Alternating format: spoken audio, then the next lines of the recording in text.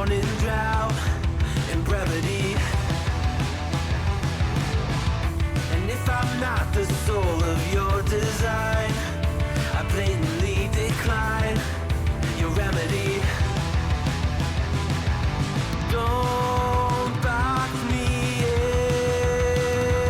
in, don't, or I'll leave. I'd rather be a dreamer, I'd rather be free, I'd rather be a leader, I'd rather be a queen, I'd rather be a singer in a trashy cover band. I'd rather be a closer, I'd rather be clean, I'd rather be a poser in a magazine, I'd rather be pretty much anything else than your machine.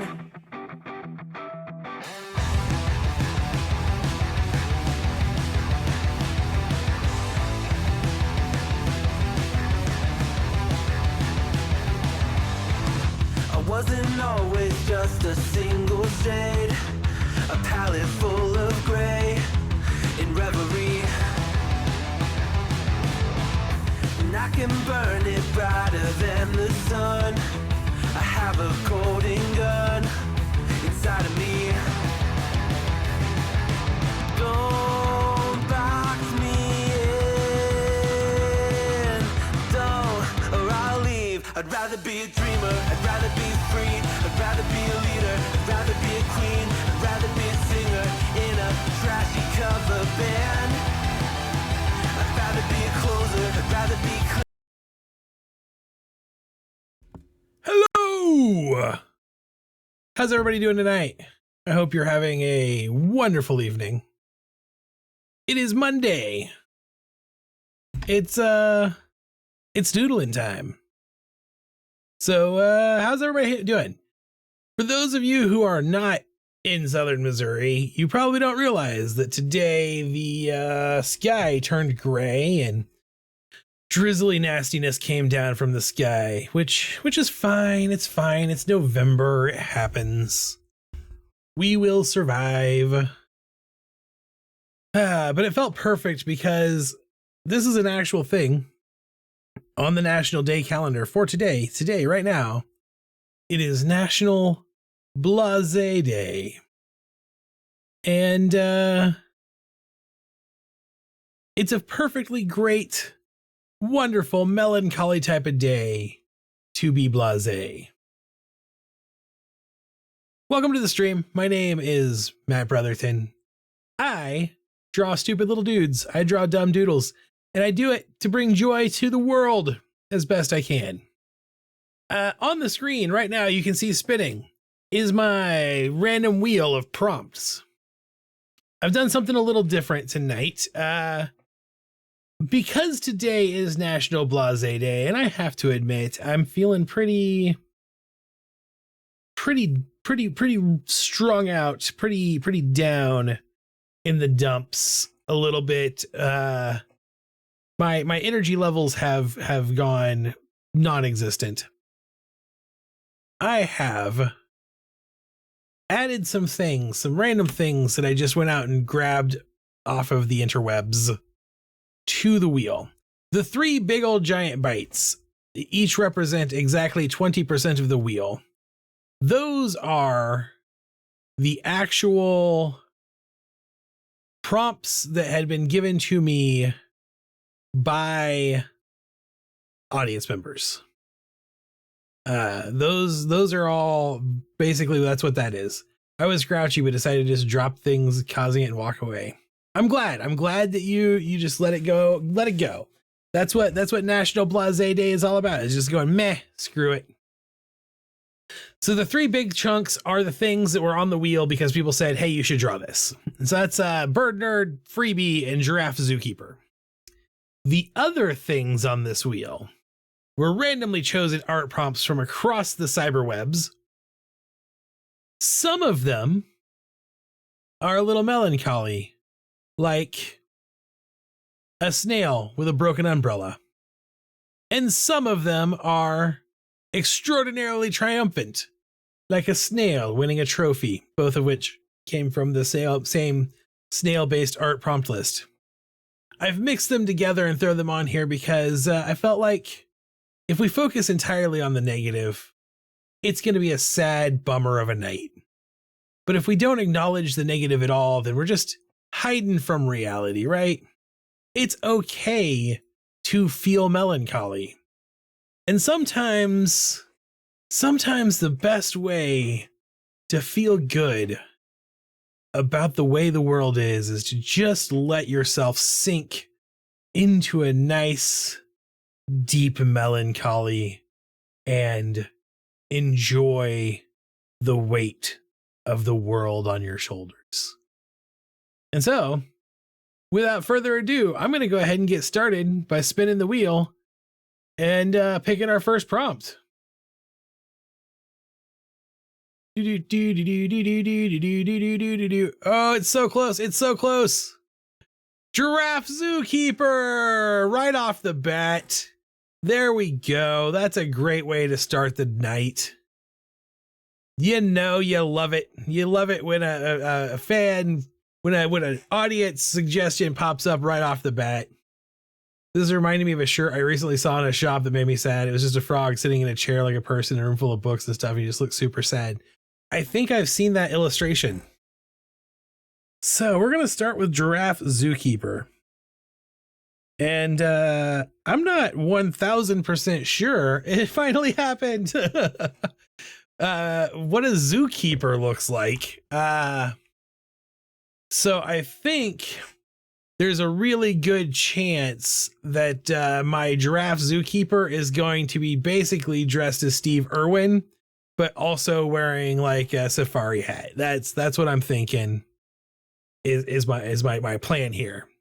I hope that works for everyone. What we got to do is we got to start with a head and then come down here and say, this is the neck. So we just get to stretch the neck out. Stretch. Yeah, I'm a clever one. I'm a clever fella. Stretch the head out. So we'll just go like a little torso here. Little hip action area here. And all of these pictures of zookeepers that I just pulled up on Bing are all basically making the same pose. And I don't think our giraffe will be able to make this pose because his arms won't be long enough. Because they're all like doing a little curtsy while tipping their pith hat. So I don't think this is gonna work out, but we'll make it try. We'll give it a try. Little leg action there, little curtsy. And then over here we got hand on the hip and the other hand on all of like there's like 8 different people, different backgrounds, different genders, different ethnicities, all doing the same like tippy hat courtesy pose. So I have to assume it has something to do with being a zookeeper. So this giraffe won't be able to reach the hat. That's the problem. And then I think we'll go like a little here is our nose line. So a little like this action.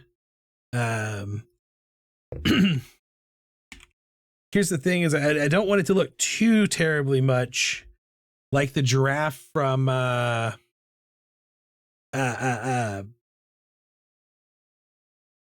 what's the thing? Toys R Us. I don't want to look too much like the Toys R Us giraffe. That is, however, what I think of when I think of giraffe. Steve Irwin's son is on TikTok and it is so cool to see. He's just like his dad in his love for so many things. That is awesome.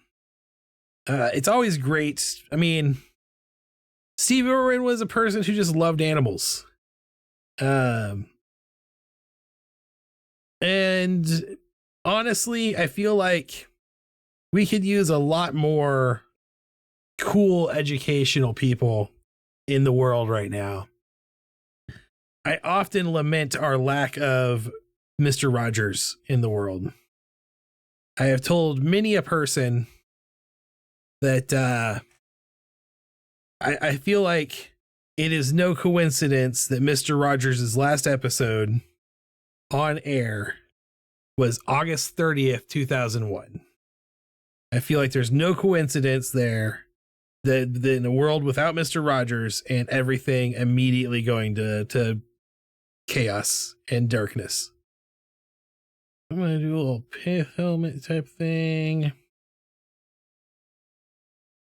I'm not sure that's actually what this is. I'm not sure I'm using the word, I'm thinking the right thing. I have to look it up. It is. I am thinking it is a pith helmet. Aha, I knew it. Oh no, a pith helmet has a spike on it. I don't know what the version without a spike. Oh, no, this other one says it's also a pith helmet. Mr. Rogers was an awesome guy. Yeah. I feel like Mr. Rogers was the force of good holding back the tide of darkness in the world. And when he retired, that darkness was let into the world. So, you know what? This is a pretty good giraffe. I'm pretty happy with what I've done here already. I was nervous about drawing this because I was like, I don't know if I can draw a giraffe. I don't know what a giraffe really looks like. But I don't think it looks too much like the Toys R Us giraffe. Here's the other thing I know about giraffes. Giraffes have black tongues. That's a thing I know about giraffes too.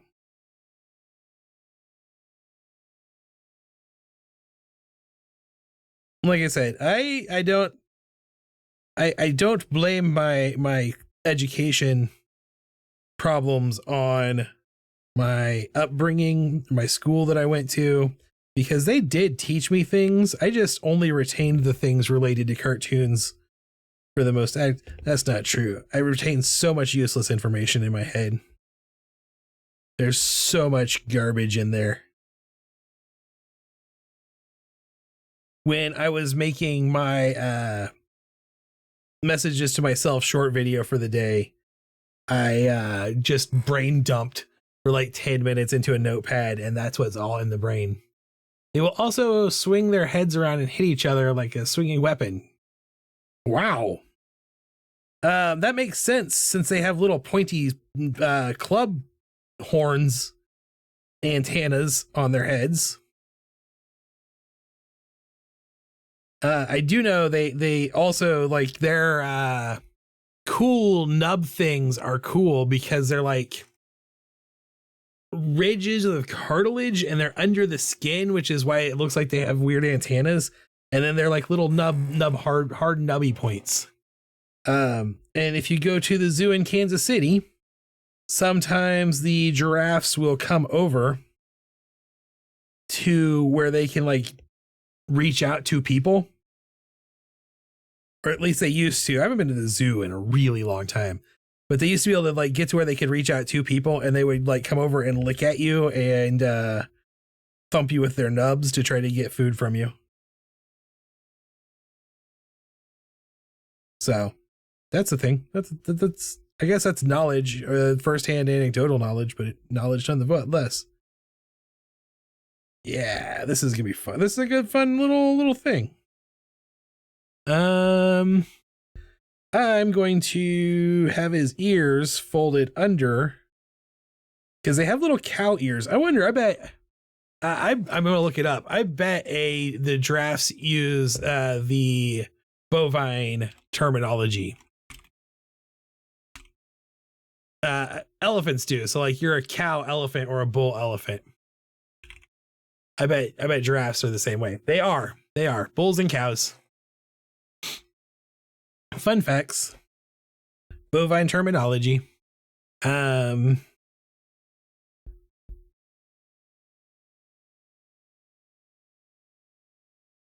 like to know what things are. I like to know the names of groups of things. And then I like to make up my own names of groups of things. That's a game that Yeti Detective and I used to play all the time. Like,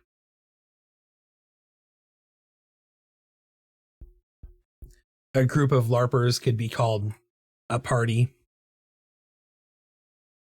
but a group of goth kids is a mope. You know, that game. A group of Taco Viking fans is a sticker collection. There are places where you can stay where the windows are open and giraffes can stick their heads in and maybe eat your breakfast.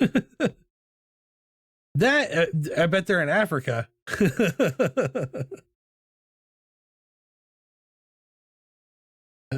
We go like this. Really arch that up there. Yeah, like that. Zookeeper. Zookeeper. How you doing?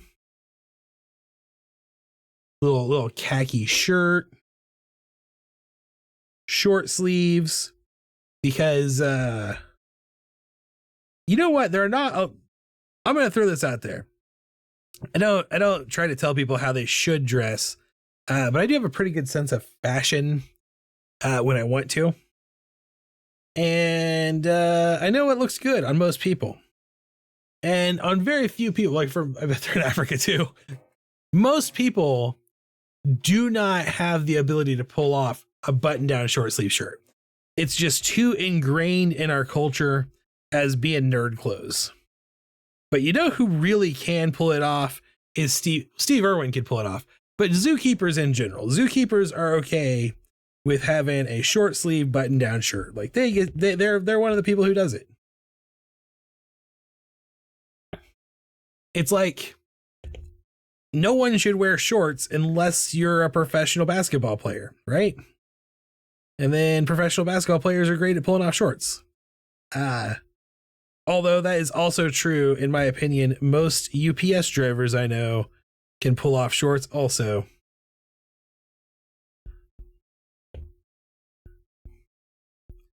But, you know, pants, full-length dress, nothing else.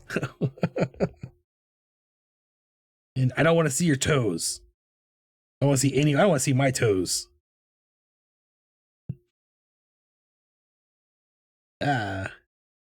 Actually, it does not bother me at all. Maybe it's different if it's part of a uniform. It could be. That could be the thing. Like the whole outfit comes together to make it work. I don't really mind other people wearing shorts, although I'll give some people a hard time if they are in a like semi-formal setting and wearing shorts, and then I'm like, come on, you're an adult. Go wear shorts. But I do not wear shorts ever. And I started giving people a hard time about wearing shorts because so many people were like, why don't you wear some shorts? And I was like, I don't wear shorts. I don't wear shorts and I don't wear flip-flops. I wear shoes, and flip-flops aren't shoes. By the definition of shoes, they require you to have an ankle strap. So Spartan sandals, shoes, flip-flops, not shoes.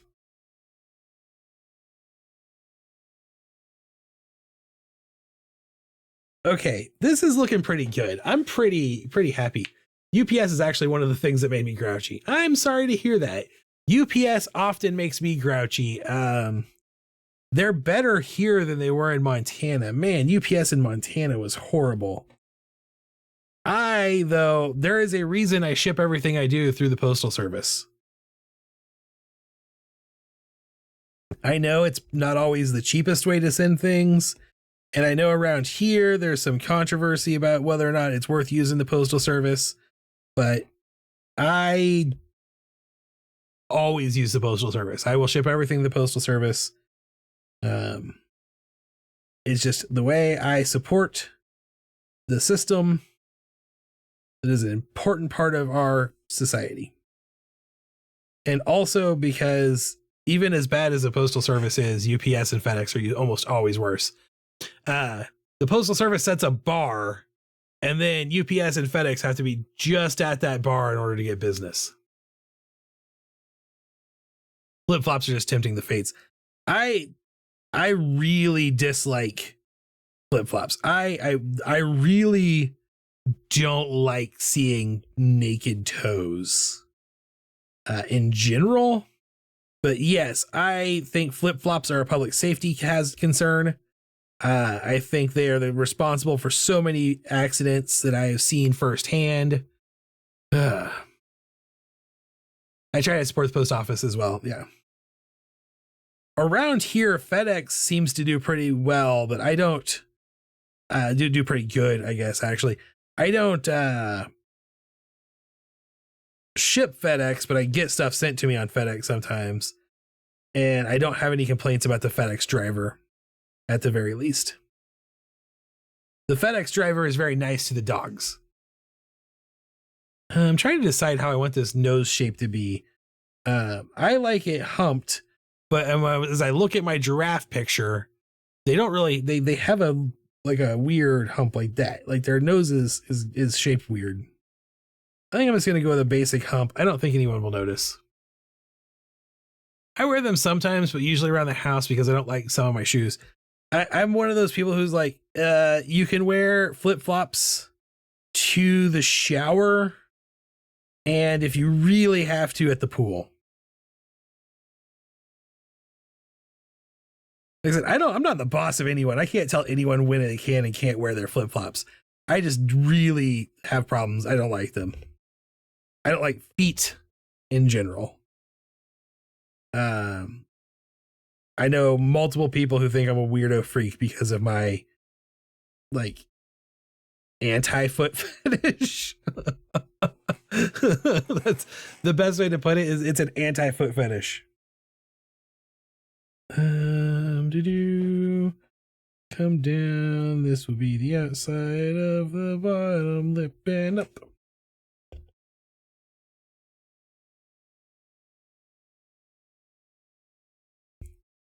And big old round pupils.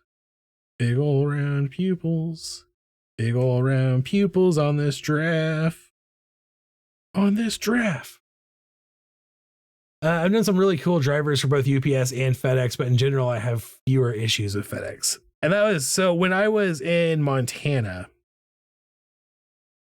FedEx was actually the way to go most of the time. You would never have a problem with FedEx getting your stuff to you on time. I don't know why, because FedEx did not have a warehouse or a distribution center in Helena. They actually were coming the farthest, but I never seemed to have a FedEx shipment get delayed by weather the way I did UPS or even the Postal Service, which were one and the same most of the time. A big thing there was that UPS didn't want to deliver to Helena, so most of the time they would just put their packages in the mail and mail them to you from Billings. So it was coming from the Postal Service anyway, and then you got it without it being damaged most of the time.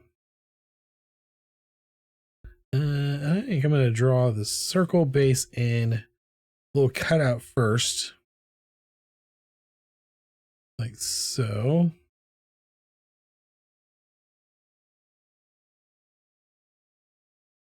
There we go, right there. Yeah.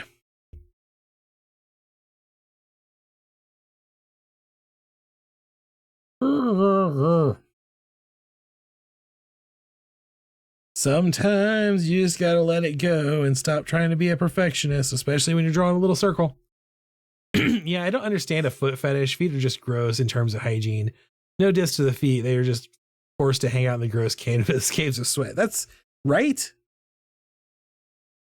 And if they don't hang out in the gross caves of sweat, then they get exposed to all the elements and become they're highly adaptable. Feet are very good at what they do, which is highly adaptable toughness to the environment so that you can walk around.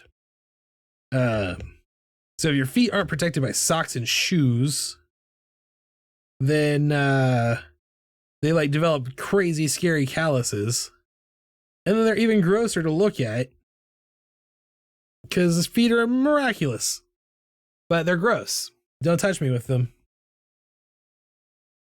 Don't make me look at them.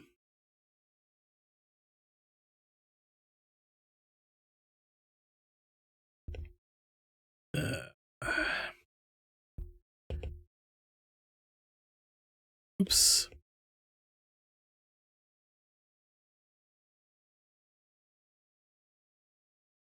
Oh, I'm actually sorry. I'm trying not to get sunk into this too much. But a big part of the reason for the like melancholy stream tonight is because I have tapped out my brain's juice, so to speak. I've hit a wall of this is as many spoons as you get. And so sometimes concentrating on multiple things is going to be difficult for me right now. But I wanted to stream. I actually usually, when I'm really low energy and feeling kind of down, streaming helps bring out like some change in that. Like it helps me get to a better place. Because they are so far away from everything else, they get less attention on average. That's true. People tend to not wash their feet the way they should. They like assume that because the soap is running down over their bodies that their feet is getting cleaned. And not really the case. Although I have not watched the Style Theory episode where they test whether or not your feet get clean at all that way. But I would propose, I would be surprised to find out they did.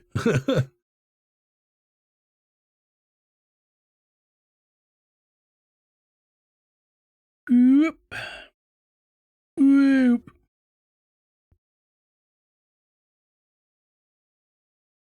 Yeah, last night I was trying to get a bunch of stuff done for this week for Small Business Saturday coming up. And my brain was like, you know what? We're just done working for a little bit. And I was like, this is not a good time for you to not be, so you say you're entertaining us, but really we're entertaining you. Yes, that's really what it is. So if you are not, if you've never dealt with depression or bipolar disorder, I think most people who have depression have probably had someone tell this to them before, but there's an acronym for checking on yourself and things to avoid. Basically, it's the things that you are supposed to like can really trigger an episode. It's HALT.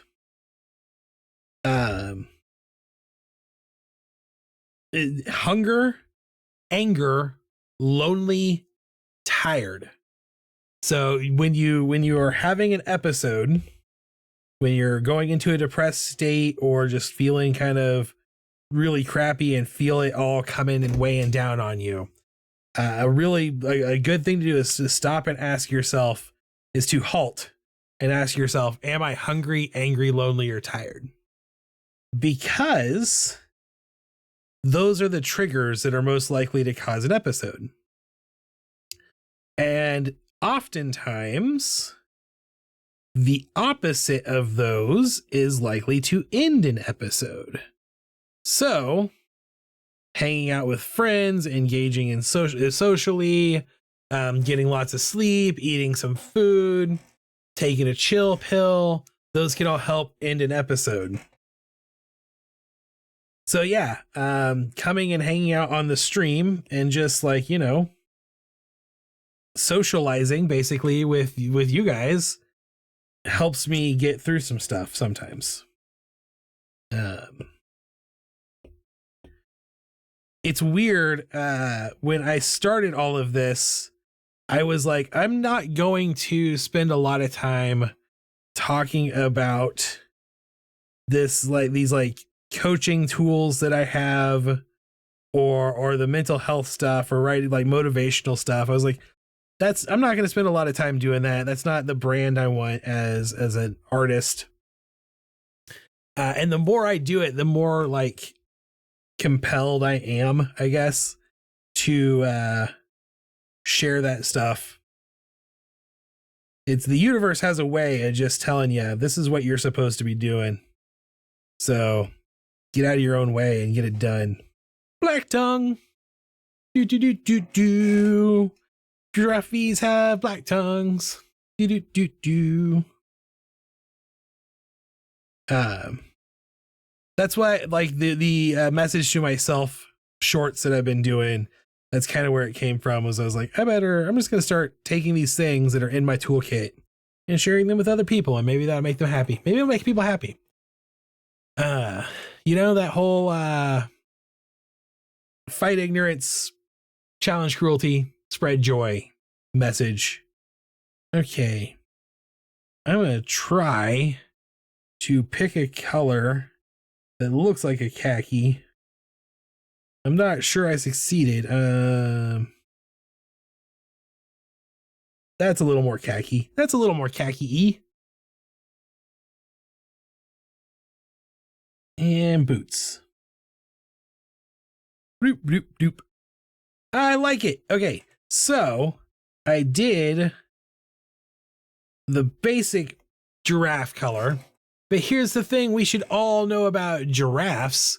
Giraffes aren't just one color. Giraffes have spots. So now I'm going to give this giraffe some spots. Doesn't look like they have a ton of spots on their face, just some. So we'll do like some little spot action here.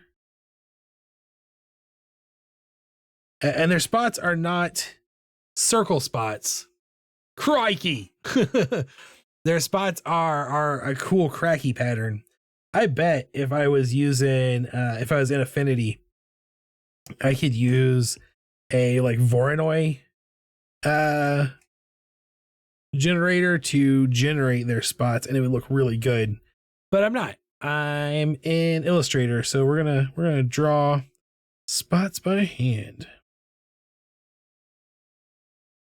and just kind of try to do a Voronoi pattern by hand. And I will do my best. A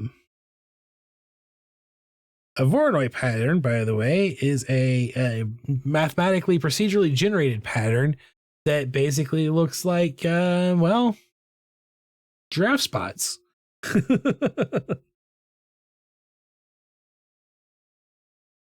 just the weird little blotchy pattern is what it is.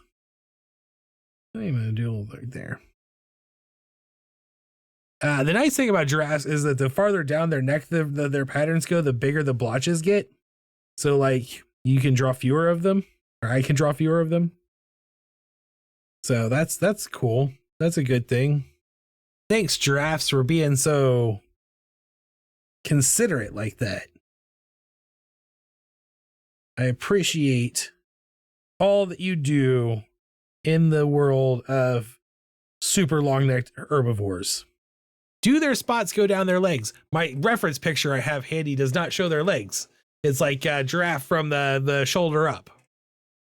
Ooh, they are very complicated color patterns. Ooh, this giraffe is very dark spots. The other giraffe had lighter spots. I just learned that giraffes have a diversity of spot type.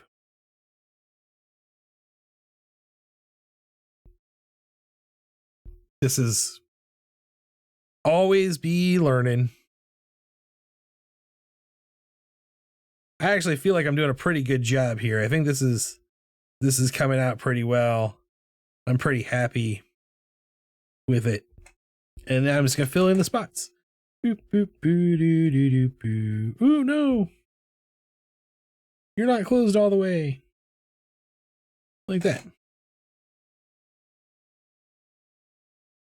And by, oops, that one must not be closed all the way either.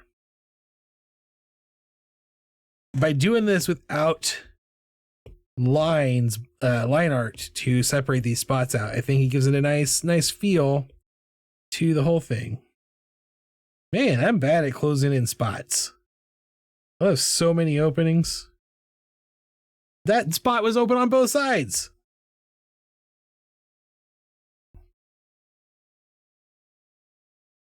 So we can't use the name Jeffrey because Jeffrey the Giraffe is the name of the Toys R Us mascot. But we need to start coming up with a name for our zookeeper here. Because obviously he needs a name. Or she. I don't know that I can spot the difference between a male and female giraffe at 100 paces.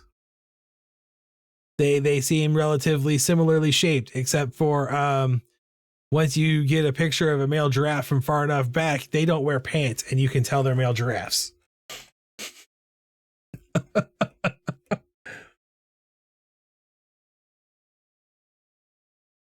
Damn, okay, good. I was like, I'm on the right layer, aren't I? Yes. Sooner or later, every artist screws up and draws on the wrong layer. I do it all the time.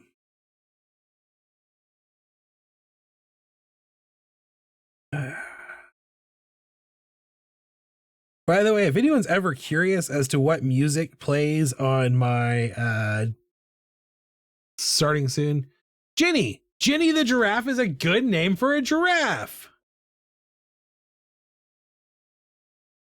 How are you doing tonight? Long time no see.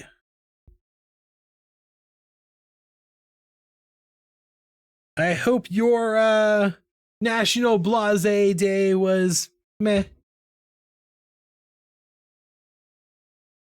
I hope you're doing very well. Ginny the Giraffe is a good name. We'll go with that. We're going with Ginny the Giraffe. Ginny spelled that way, obviously short for Virginia, right? Or maybe Regina. I think I've seen people named Regina called Ginny.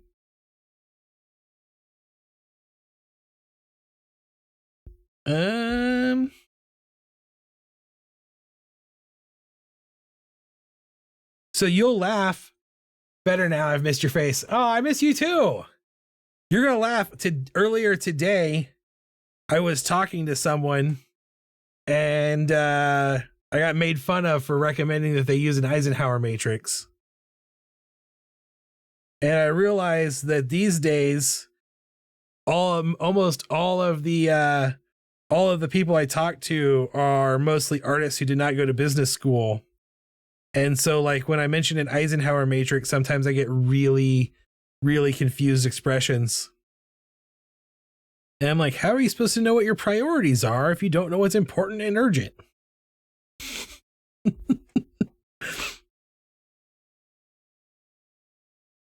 All right, I think we've officially declared this giraffe to be named Virginia.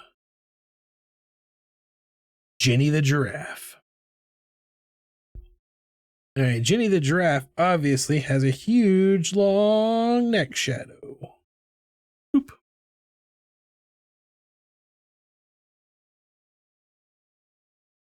I was just saying a few minutes ago that I tried really hard not to, like,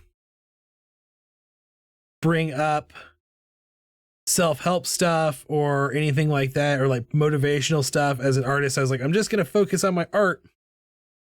But the longer I go on doing it, the less I'm able to continue. Like the more I feel compelled to share like motivational stuff and like planning things. Whoa, why is Ginny short for Virginia? I always thought it was like Jennifer or something. So Ginny is most commonly, yes, short for Virginia when it's spelled with a G like that. But there are some other names that have G-I-N in them that I've seen people like. I know someone named Regina who goes by Ginny also.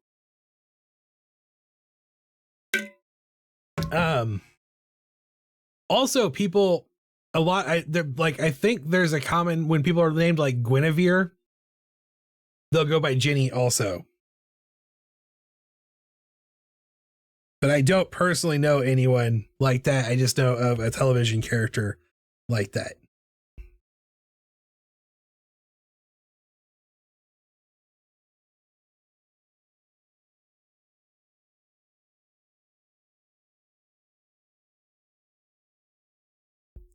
So, Poor Theory and I used to share an office. when we both worked for the state.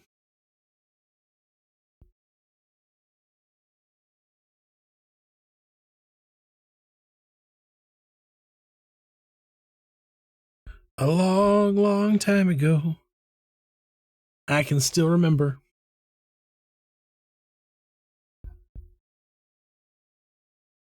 So Yeti Detective, how are you doing tonight? I take it Izzy is in bed now.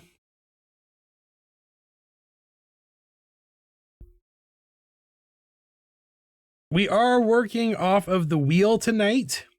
So if anyone wants to add anything to the wheel of random suggestions, just throw it in the chat and I'll add it the next time I open the wheel.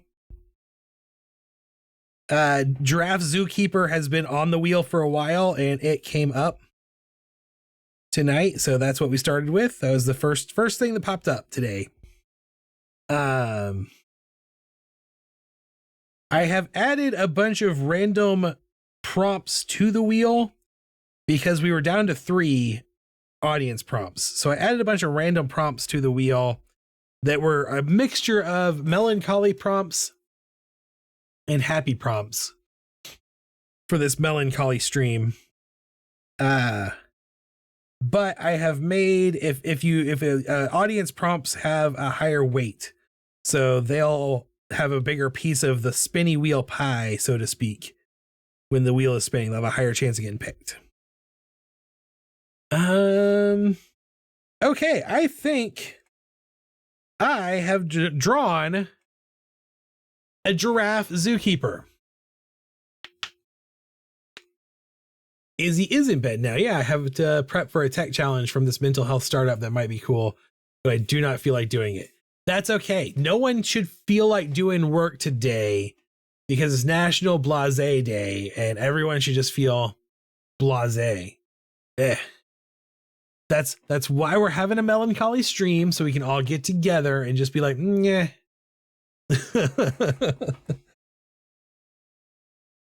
I am going to come in here and I'm going to use my Sharpie brush for this.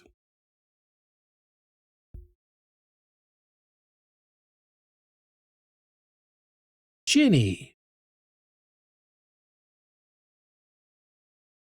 Now I won't forget. Okay, so wow, 42 minutes. Right on schedule for getting a little dude done. I am digging Ginny the giraffe. I'm pretty happy with how that turned out. I was worried about drawing a giraffe, and I think I nailed it. So there we go. I'm awesome. Okay, wheel of requests. Pulling the wheel back open. So if anyone has anything they want to add, now would be a good time to get it. A group of hippos is called a bloat. That's cool.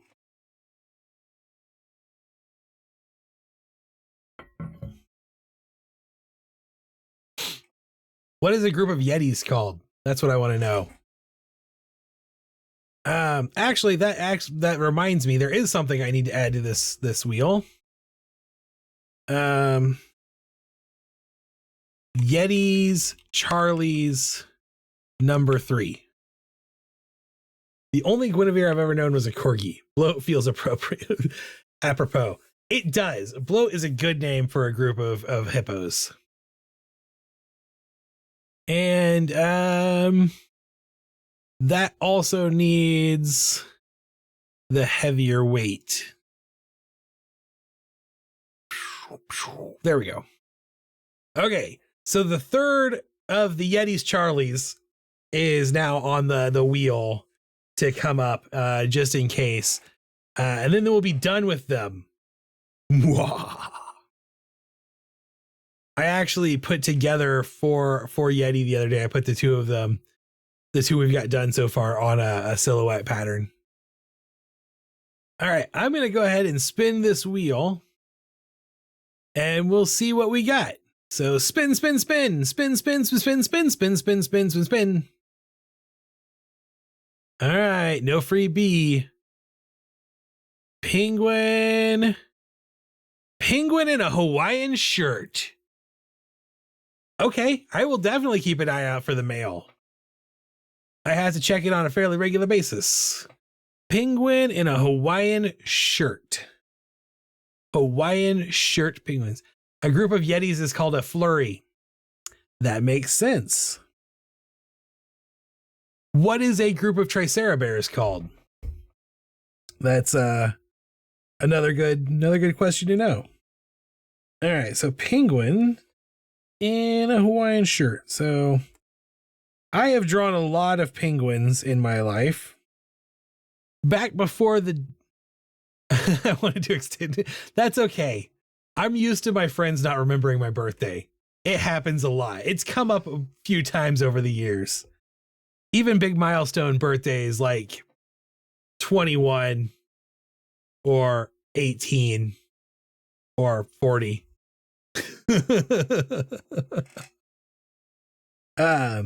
Back before I drew, why does that word always sound wrong in my mouth? Back before I was illustrating a daily zombie. And I mean way back, like back before I moved to Montana in 2013. Way back when I lived in Kansas City the last time. A party, just kidding. I'll have to think of a group of Triceratops. I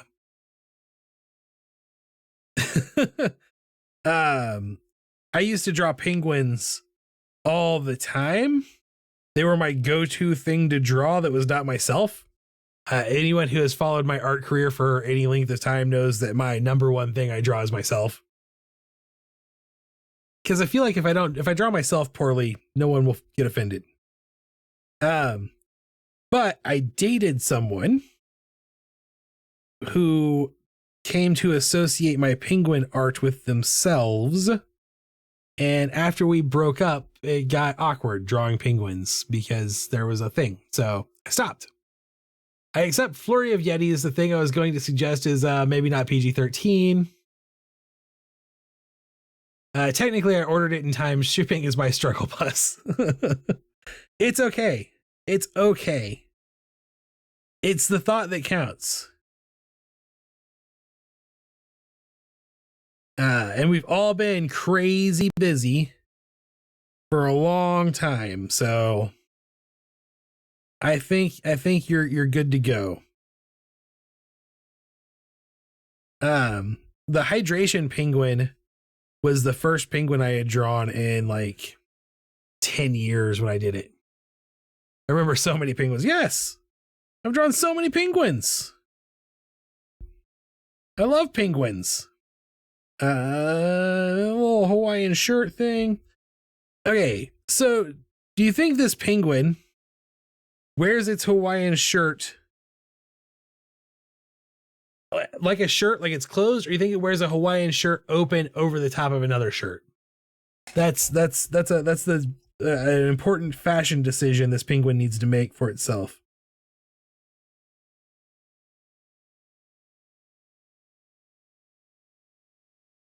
I think part of the reason I like drawing penguins also is because they're easy to draw. I mean, they're basically circles with hearts on their face. You know, you come in here and you go, "Oh, this penguin was a circle. No, it's a circle with a heart."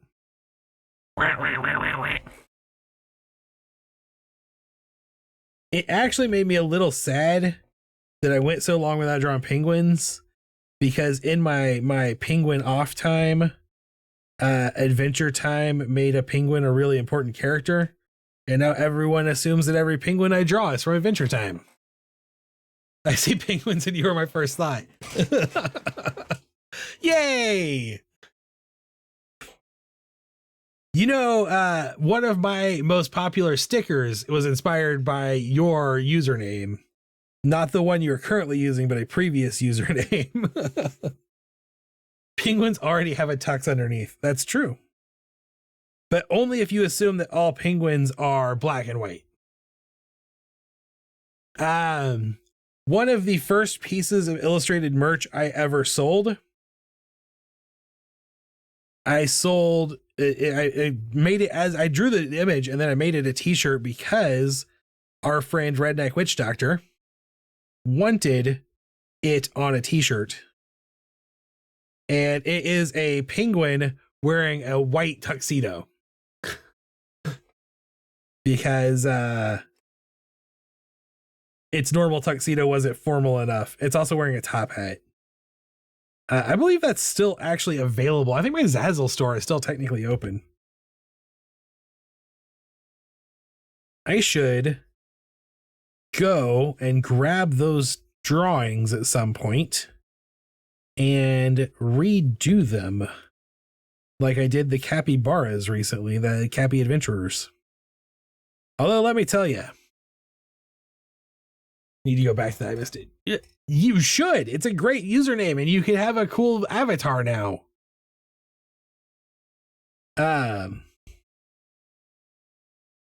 My Cappy Adventurer update had a lot of mixed reception from people. I had a lot of people who were not happy with the redesign, and some of them were unusually cruel about it. I was like, why do you care what some internet artist does with their own art? And that's why that was one of the reasons I did the motivation or the messages to myself. I literally that video about the internet trolls exists because I had someone troll me on the internet, and I made that video to make myself feel better. Basically, I made a video calling someone out without ever mentioning their name, and basically implying that they are into breathless self-reflection. But mostly because I ran it past some people and it was generally considered taboo and possibly a violation of the EULA and terms of service for social media for me to just flat out imply or suggest that they hang themselves. So this is my penguin. I think he looks pretty good. I'm pretty happy with that. I actually did not intend to draw in all these details with that big, heavy, fat brush, but I just got into drawing penguin again, and it made me happy, so I did it. So we're gonna come back in here and grab the flat brush. Also, Poor Theory, check this out. You're gonna laugh. I'm using an iPad with the Apple Pencil.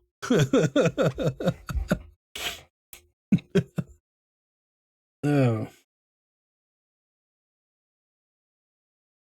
Some people just know how I feel about Apple products, and I feel like it will amuse them to find out I use them fairly regularly these days. I still do not have an iPhone. I draw the line somewhere. That looks good.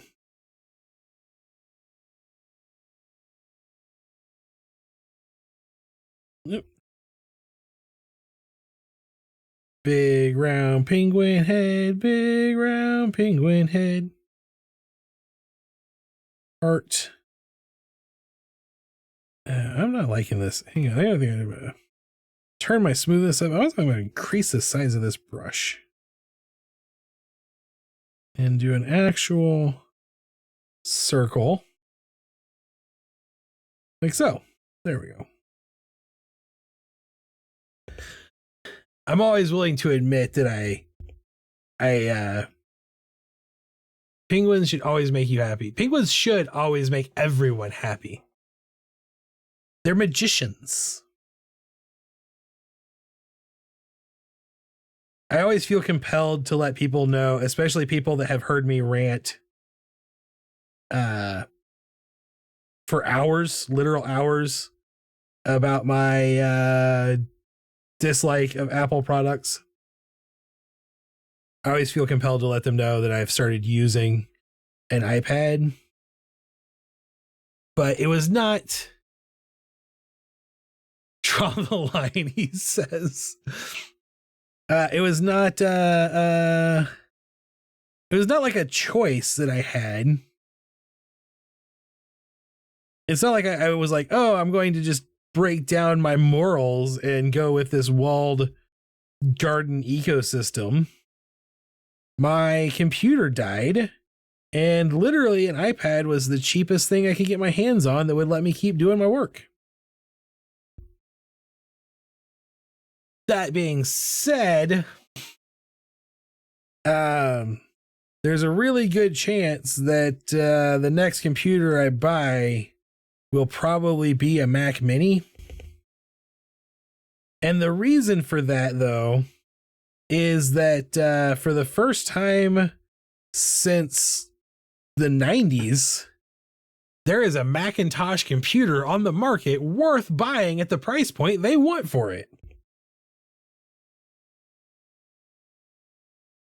The Mac Mini is a really good set of specs for its base end model, other than its criminally low memory, but or hard drive storage. But I've got external storage. That's not going to bother me. So I might actually end up buying one. And I'll feel dirty doing it, but I'll do it.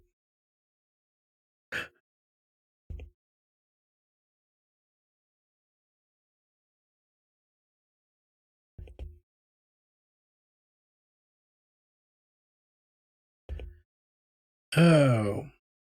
So yeah. Sorry. I keep like I was saying earlier, before most of you got here. I am very much in a kind of low brain juice space today.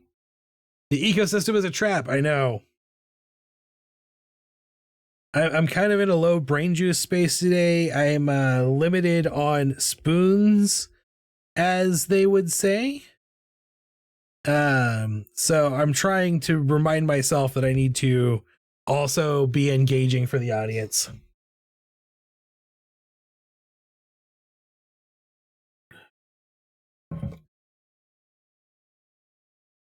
Oh, I should tell you something else I learned recently. So, Poor Theory is the one who always has me like researching why I drink so much water. Because she was like one of the first people to notice how insane the amounts of water I drink are. And it's funny that I use that term insane because I recently learned that a person with bipolar disorder will start to consume a lot more water before they enter a manic state. And then will continue to consume a lot of water during their manic phase. So I learned that there is a medical reason that I am so thirsty all the time. And it's basically my brain trying to keep itself cool, I guess. They don't really have a reason why. Like they didn't say, oh, this is the mechanic that causes that. The thing I was reading was like, this is a correlation we have observed.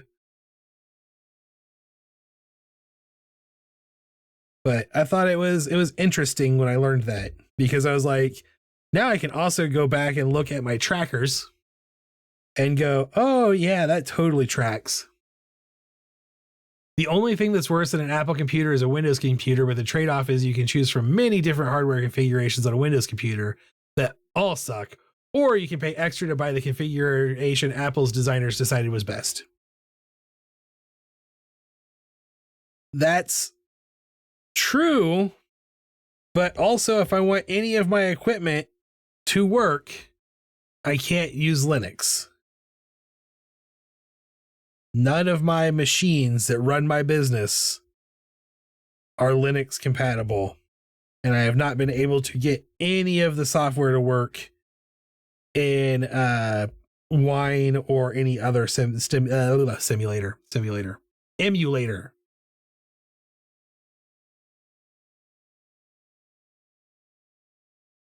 Look at this guy in here acting like I'm not the one that taught him about Linux.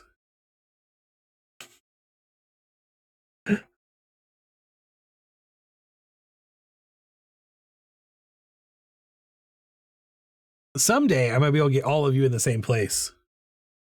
It'll be a fun day. Have a hangout time.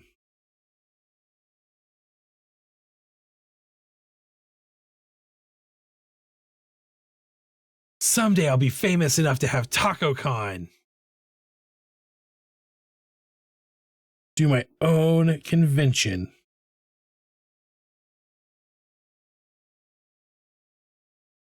I just decided just now that I wanted to give this penguin, like, you know how some of those penguins have their little tufts of fat flaps hanging over their feet? I just decided just now I wanted this penguin to be one of those. Could the world handle that? Sure it could. What's the worst that could happen? Overthrow a few governments? Some of them could stand to be overthrown right now.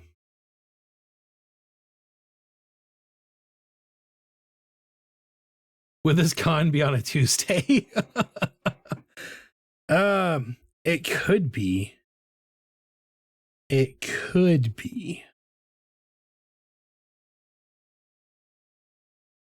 It probably shouldn't be, though, because I get enough crap at the market for people who are like, wait, you sell stickers? Where are the tacos? If I threw a taco con on a Tuesday, they might just, you know, lynch me.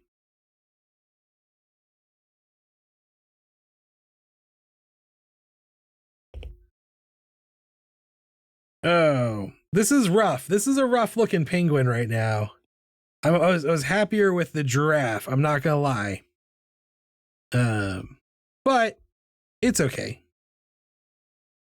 Sometimes you just get weird art. Sometimes things just don't look right in your head. I'm gonna thicken the lines up in an attempt to pretend like it's much cartoonier than it is. There could be food trucks there. Yeah, the problem is they give me a hard time for not being a food truck. But yeah, we could definitely have, if we're going to have a taco con, it's going to have a No. We'll do it on a weekend, but we'll have an entire room dedicated to tacos that will just be the it's always Tuesday somewhere kind of room.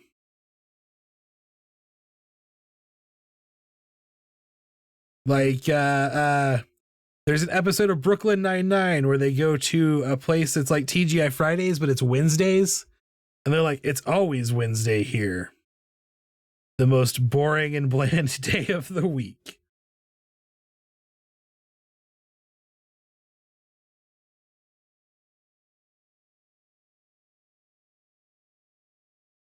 This isn't getting any better, but we're going to live with it. Gonna live with it. Okay. Oh, also, I forgot to put his heart face back in. There we go.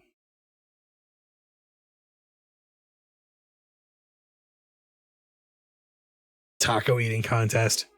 Oh, man, I could go for a taco eating contest. I stopped at Taco Bell on my way home Saturday after the cozy market, and it was punishing. I'm getting old and I shouldn't stop at Taco Bell as often anymore. This isn't gonna work the way I thought it was. That's one of those places where you screw things up. All right, there we go. And then we'll come in here and we'll do a little white and a little gray on there. Not make it perfectly white. The face. But the eyeballs can be perfectly white. This might be the worst penguin I've ever drawn, and my ancestors will be angry at me for it. All right, let's go blue, blue, blue. No, it doesn't work. 1, 2, 3, 4, 5, 6, 7, 8. There's only 8 of them. I'll have to do 4 colors. I still think about the tacos from the Brick Art Taco Tuesday. I literally told someone this weekend about Half Drunk Podcast. Oh, yellow wouldn't be a good one because it's already got a yellow beak. So let's add a different color. What am I screwing up here? Do 2. Okay. 1, 2, 3, 4. 1, 2, 3, 4. 1, 2, 3, 4. 1, 2, 3, 4. I told you guys my brain is not firing on all cylinders tonight by any means. There we go. And then I think I'm going to do a like nice bright blue, teal, like electric blue. This is not blue enough. I want an electric blue, electric blue, electric blue, boogaloo on the shirt as the base color. And then before I forget, we'll go ahead and make this cup a tiki cup.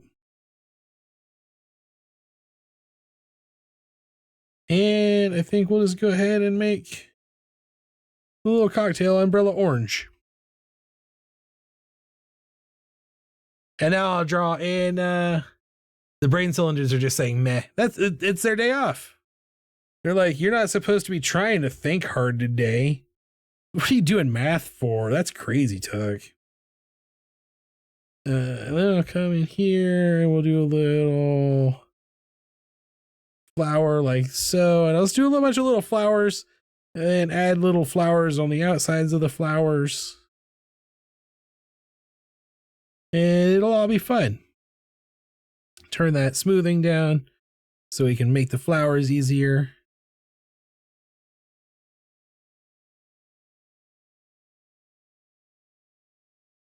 I have done some Hawaiian shirt designs before, not actually on something that was wearing them already. Like I have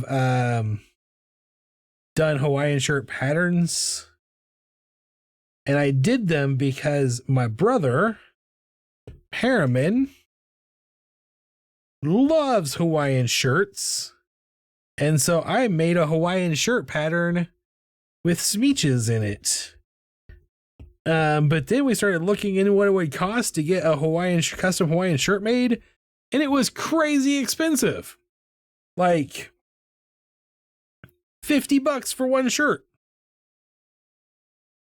And I don't know that I would recommend anyone spending that kind of money on a Hawaiian shirt. Then we come in and do like this. Although I think he's probably spent more money than that on a Hawaiian shirt because he collects them.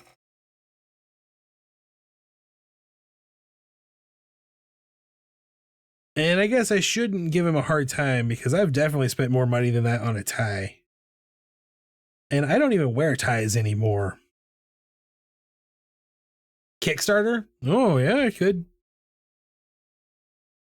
I've thought about doing pre-order on some stuff. Just as more of a way to see if anyone's interested in it. I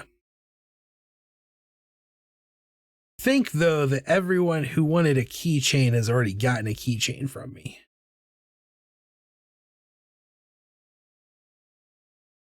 I do I know 2 others that collect them. Oh.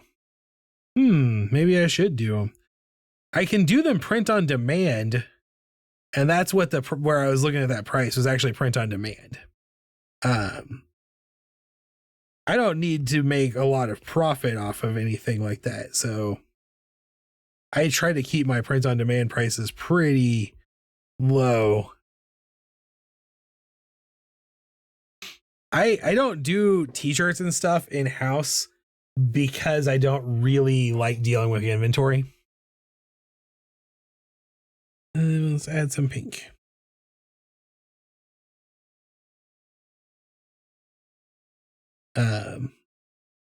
That's just me.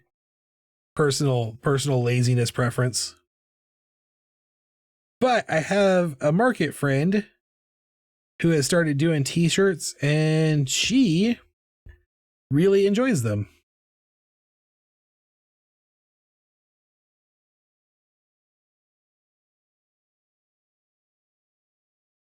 She even got her own transfer printer, so she can print her own well, transfers, I guess, is the term I'm actually looking for. I'm trying to think of what type of ink. Again,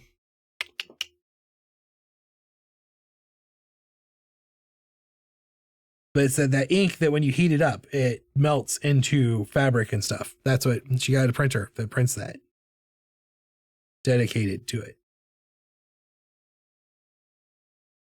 Not DTF. That's direct to fabric.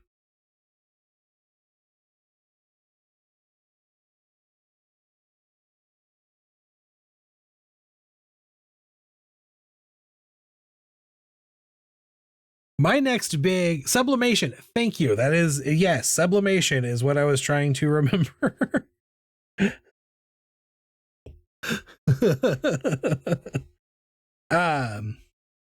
My next big thing that I am working on right now is taking a lot of my illustrations that I have that I've got like stickers and prints and stuff on, and going back into the old files and cleaning up the line art and redoing some of the line art to make coloring sheets. I am putting together a prototype coloring book. That's my new project.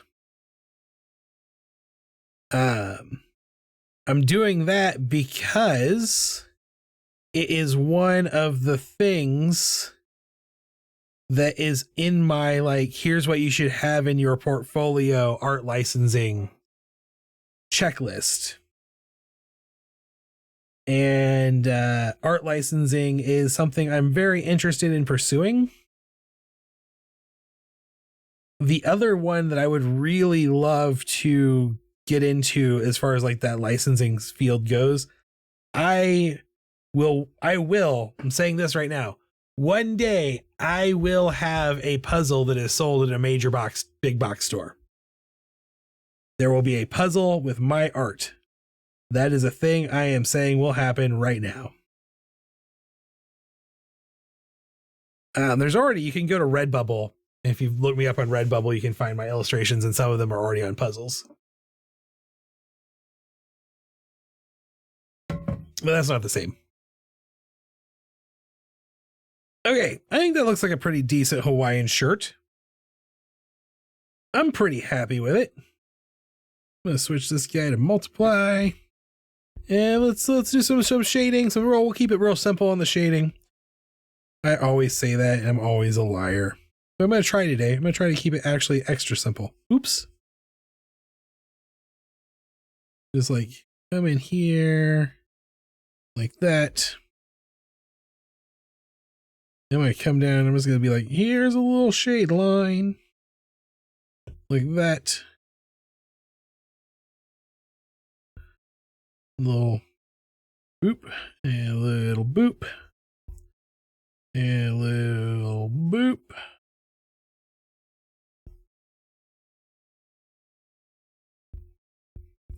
Yay to puzzles. Yeah, I love puzzles. I'm bad at them, so I don't do them very often. It's not my forte with the spatial reasoning and the mechanical skills. Not the type of puzzle I'm good at solving, but I like puzzles as a object. I like the concept of puzzles. And I like seeing when people put together a puzzle and then hang it on their wall. It's like they are participating in their own art. That probably doesn't make a lot of sense, but that is the feeling I feel when I see a puzzler who has puzzles that they've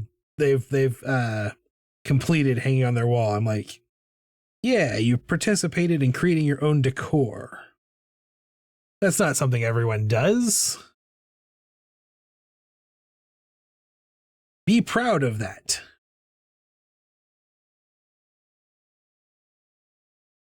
And someday I would like to be part of their home decor also. It's the collaborative process of me drawing something and them puzzling it together.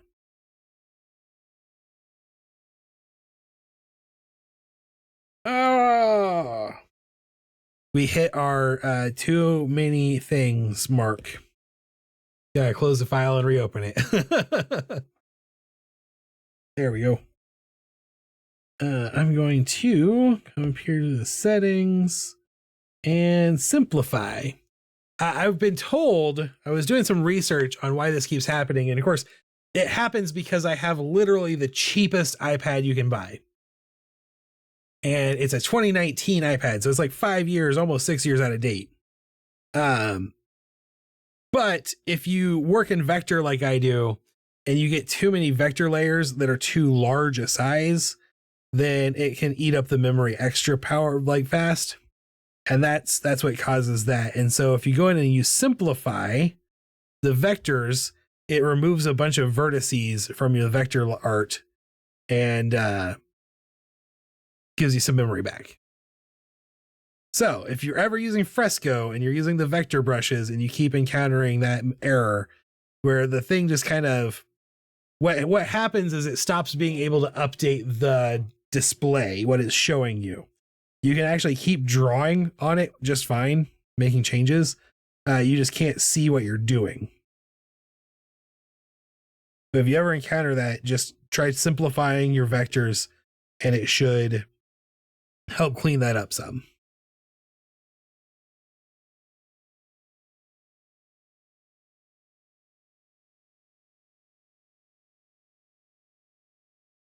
All right, penguin in a Hawaiian shirt. I don't know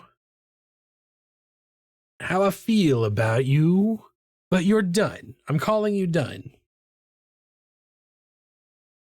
I feel like I've let you down because I should have been a lot better at drawing penguins, but I'm rusty. I'm rusty on penguins. I'm penguin rusty. All right. So, I guess we can spin the wheel again. I'm moving through things at a fairly steady clip tonight. I'm feeling productive. Anybody want to add anything to the wheel before I spin it?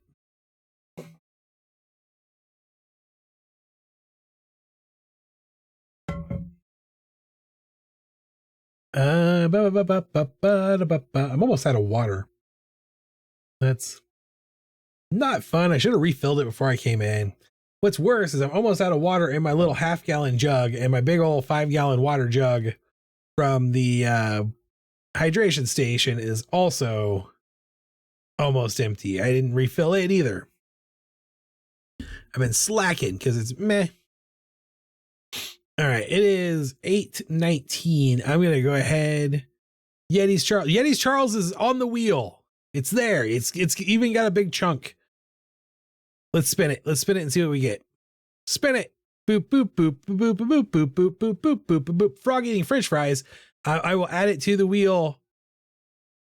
Now I'll put it in place of the freebie. So the story behind the freebie being added to the wheel is we had someone that was part of the market that I go to who had been a big part of getting it started and getting everything up and running. And this summer she passed away, and her kind of like thing was bees. And so we actually gave away bees at the market the week she passed. And someone was like, you should draw free bees. And I was like, okay. And I can't remember exactly who it was, but I would probably be able to narrow it down to a handful of people and a few guesses. Because there's just some people that spend a lot of time hanging out in my booth at the market. So I've actually this has been in my notebook for months as something to draw. And so I actually have a bit of an idea of what a free bee might look like. And I'm kind of starting to sketch this in. I'm actually going to pull up a piece of reference art. I'm not going to tell you what I'm drawing, and I'm going to let you guess it. Because I have a whole thing in my head. I'm going to see if I can pull it off.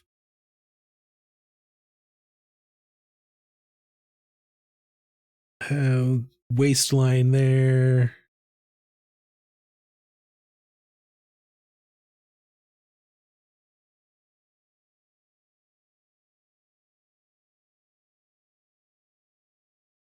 Bees are weird little dudes.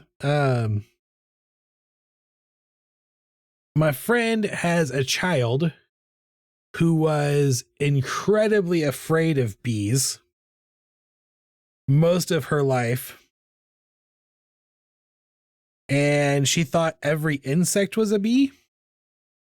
And we were sitting around a campfire one night and a bug had flown up and she was like, it's a bee, it's a bee, it's a bee. And it was night and we were at a campfire. Inefficient salt shaker.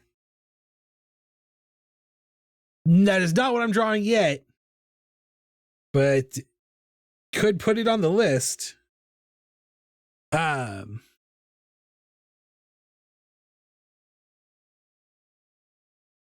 the bug got on her, he had to, like, my friend was like, it can't be a bee because it's nighttime and bees are not nocturnal.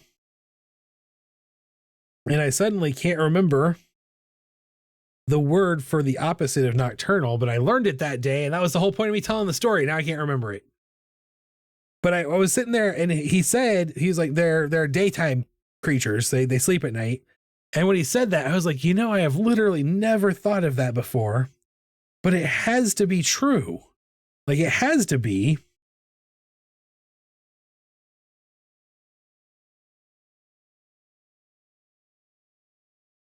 And that was a fun story I just shared. That has no point now because I can't remember the word that I was trying to remember. I've had that problem a lot today. That's usually one of the warning signs that my brain is on the downswing.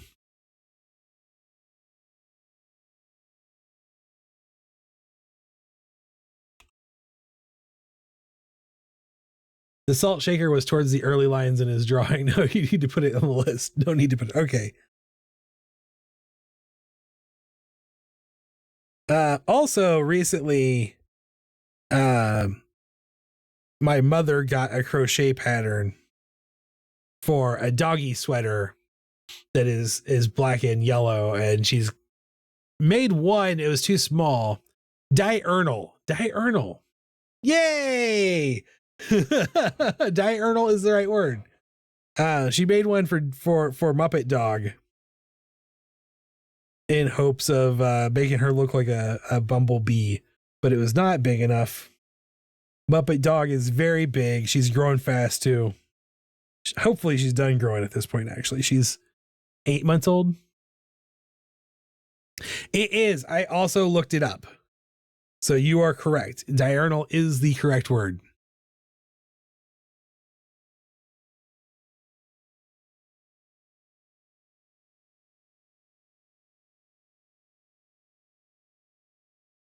I'm a freebie.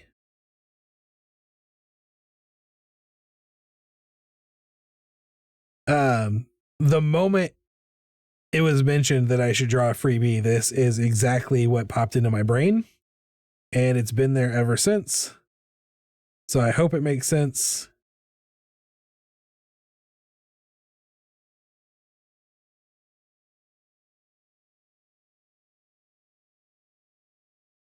I hope I do it justice. Actually, this eye should probably be more up here. We'll turn it. Actually, this one is in the right place. This one should be more over here. And then that means the mouth should be more over here.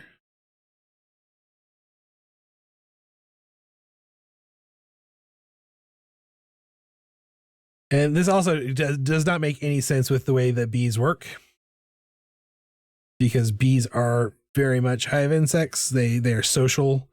They would never try to be free.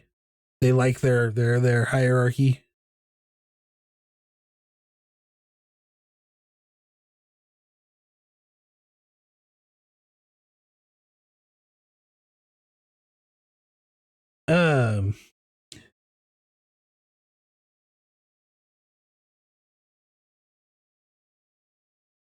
I just lost train of thought again. Sorry. The most recent time I drew a bee was for Stinktober. I drew a zombie.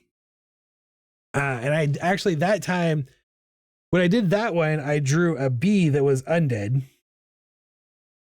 Because, like, way back in February, one of my daily zombies was like a bee with zombie head. And I made a little video of it going bzz, bzz, bzz. I was like, I'm a zombie, get it? It did not go over well. It was not a well-received joke. It made me sad. That was before I found people who appreciate my dumb jokes. And then I think this back line would be here, right? Yeah. So we'll go right like this. Add some of these. Action here. So we got those wings. I actually, for that piece in October, I actually like pulled up bee reference images and studied their wings and how their legs and stuff are shaped. And bees are they're interesting creatures.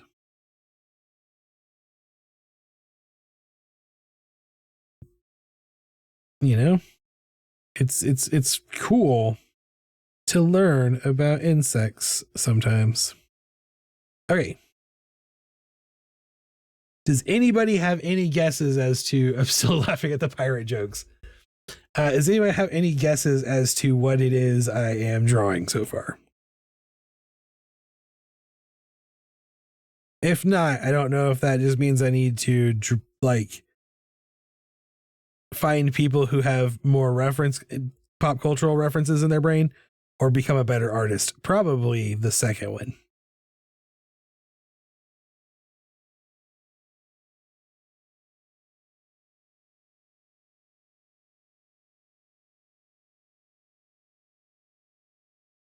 If I get to the end and no one's guessed it, I will. I'll give it away, but I'll give it away in the most fun way possible.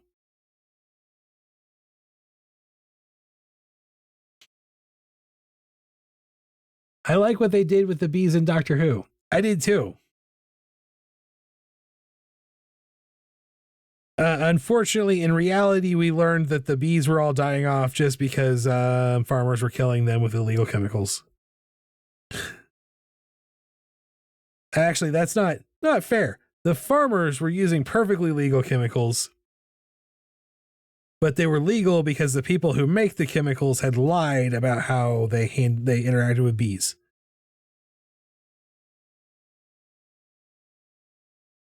So the farmers are not the people who are wrong. I have decided just now I am not going to do the bee pincer mouth here. I'm just going to do a mouth like this. Actually, I just had a better idea. Do like this.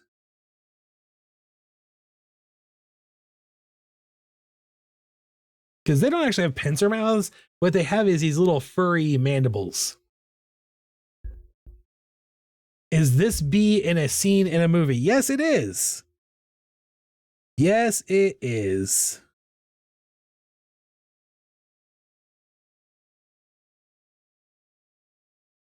Also, one of the problems with this bee, and just in general, my drawing here of this bee, bees actually have very pointy heads. And their eyes are more like this.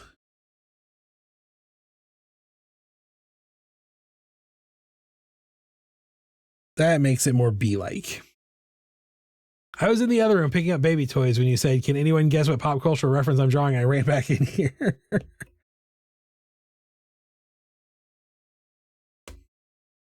I am drawing a free bee. That's what I am drawing.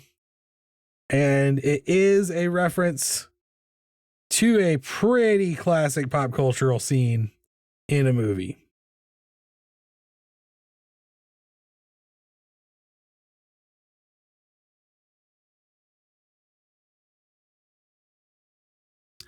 A movie, is this bee uncomfortable? No, at this point, I would say this bee is no longer uncomfortable at all.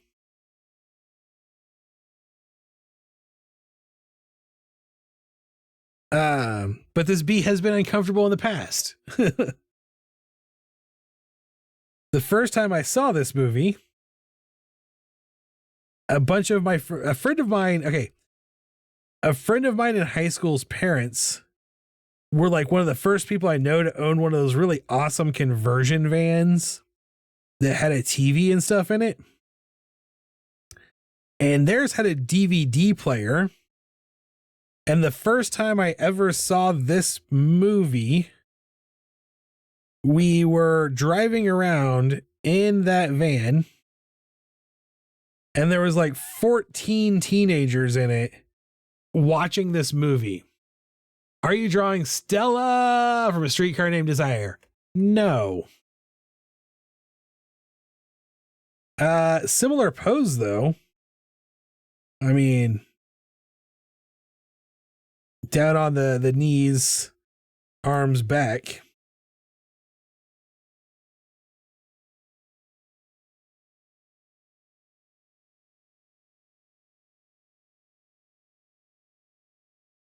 Also, not a bad guess, because that would have been, you have the inside knowledge of knowing that I was probably hanging out with theater kids when I was in that van watching that movie. And that is exactly the type of thing we would have been watching. But not this time. This was rented. We rented this movie from Blockbuster and then drove around to watch it. We also that was back when the Blockbuster in Belton was right next to McDonald's. So we went inside Blockbuster to rent a movie, to rent DVDs, and then drove through the McDonald's drive-through with like 12 different teenagers all making orders. Because we were horrible people.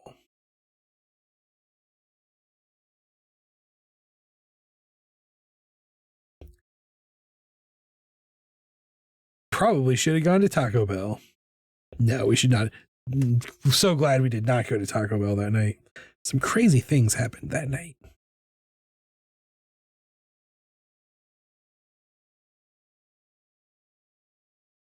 Crazy things happen when a group of theater kids get together. Unsupervised in a van.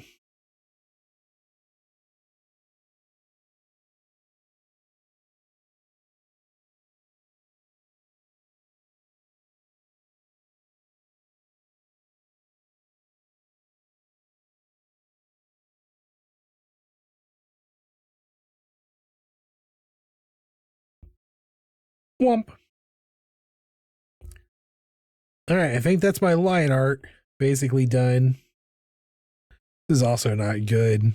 I rushed it. I should have spent a lot more time developing this bee really trying to get the pose down. The problem is, yes, it is. It is Shawshank Redemption. It is it is Shawshank Redemption. Andy Dufresne.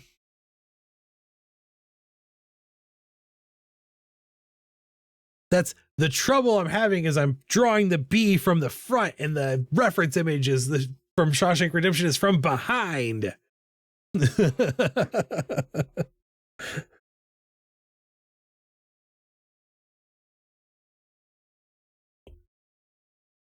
This bee is free.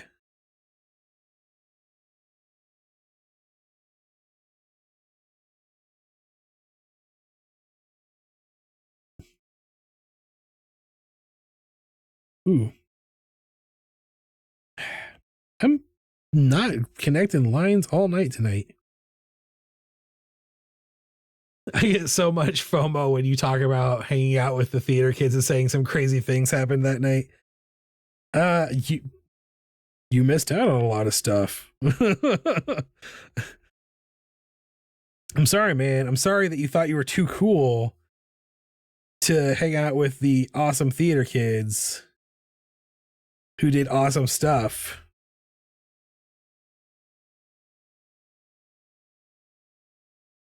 There's more gaps.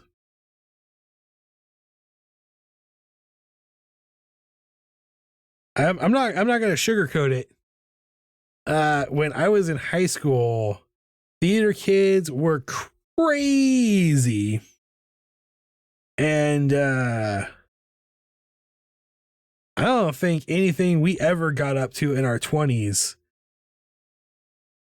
holds a candle to the crazy crap the theater kids got up to when I was in high school.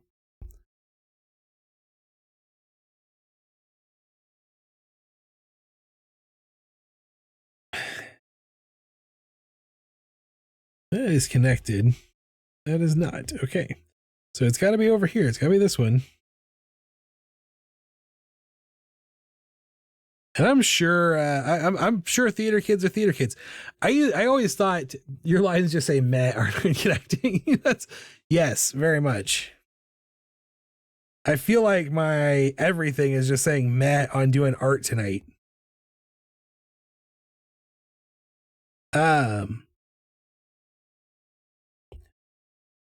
Again, this is not how bees are, but I'm doing it this way anyway.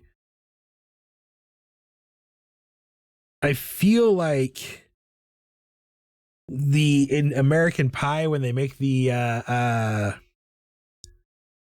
like band geek stereotype stuff, that what that was really about was theater kids, but I'm going to be honest, I spent a lot of time with band geeks too, and it definitely was band geeks also.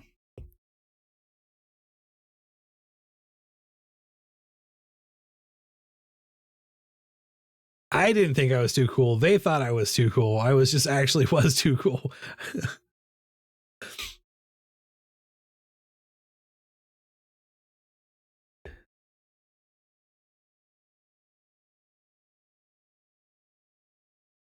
You probably were a little too cool to be a theater kid. That's the dreary weather.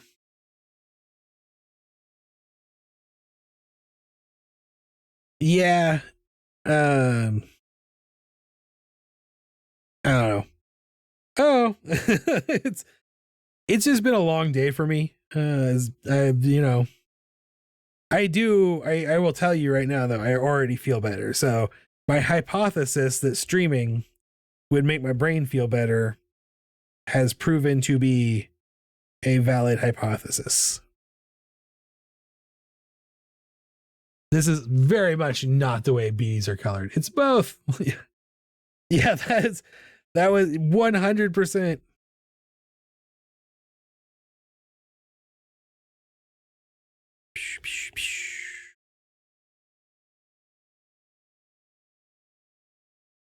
Actually, I'm gonna come in here and draw in a little. Draw a little shadow for my bee.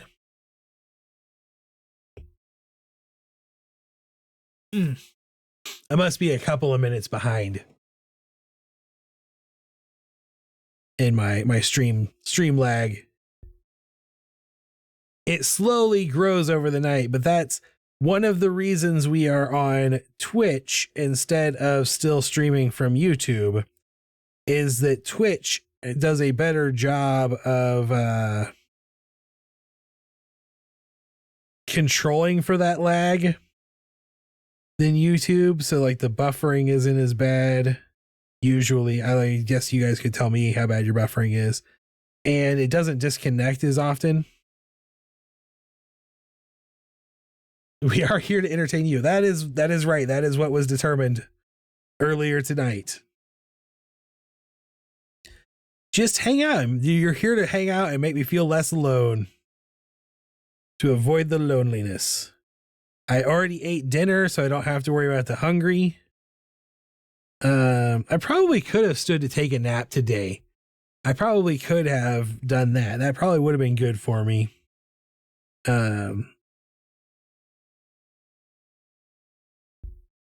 But as it is, I was running really behind on a lot of my projects that have deadlines, and didn't want to stop. I never really want to stop working most of the time. That's one of my problems these days, is that I spend too much time doing this.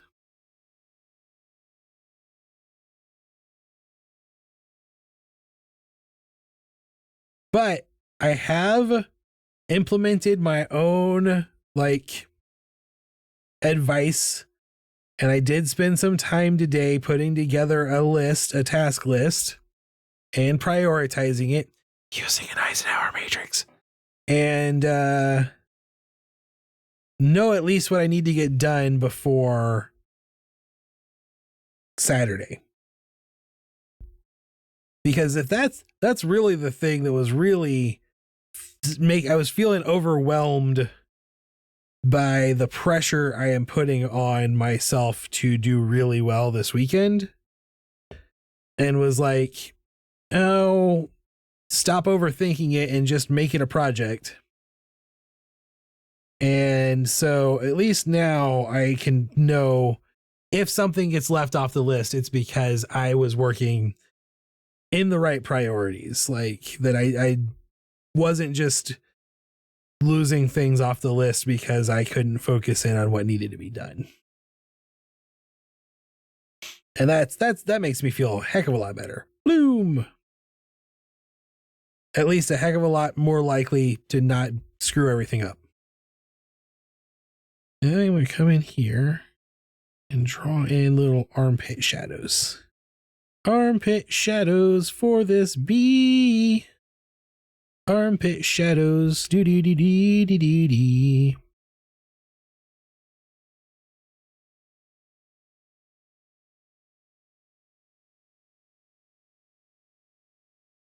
Okay.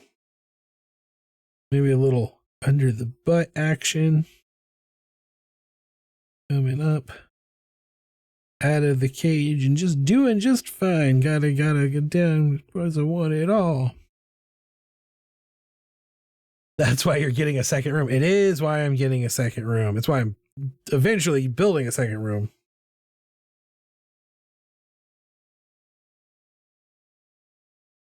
Because here's what happens is, even when I go and lay on the couch, I usually take my iPad with me and then I keep drawing.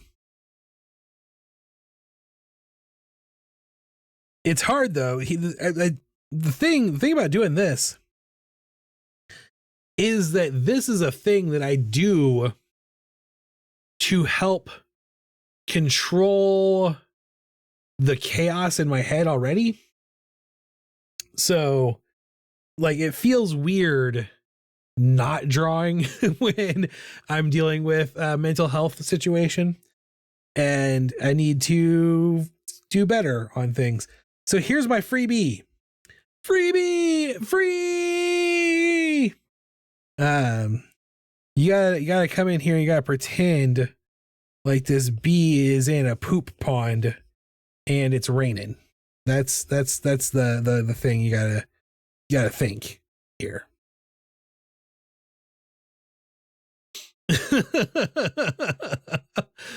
Oh, that's not the first time I've said something about butt action today.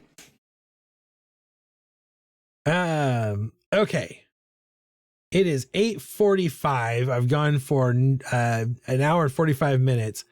I am not going to go until 11 o'clock, 11:30 tonight, but I will do one more spin of the wheel and one more illustration, just to even the night out. And we'll just take it.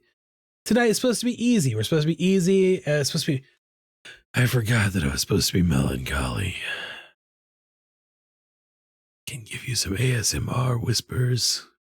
So let's go ahead and just spin. I've got frog eating French fries on the spinning board. I'm gonna give it one more spin. Anybody who wants to add something to the wheel, it will go on the wheel. It stays on the wheel until it gets drawn. Whether that is tonight or 8 months from now, it will stay on the wheel until it is drawn. But go ahead and spin it. Spin, spook, tailspin. This is the best cartoon in the Disney afternoon lineup before Darkwing Duck. Snail winning a trophy. We're going to draw a snail winning a trophy. And I think this is one of those, I was saying earlier, the ones that have less space on there were random prompts that I found on the internet from a bunch of different places. And one of those was like a snail art prompt list. It was like 30 days of snails. And I picked one that was sad and I picked one that was happy because I felt like the snails should be zen and balance. So, I'm going to try to do this a little bit more justice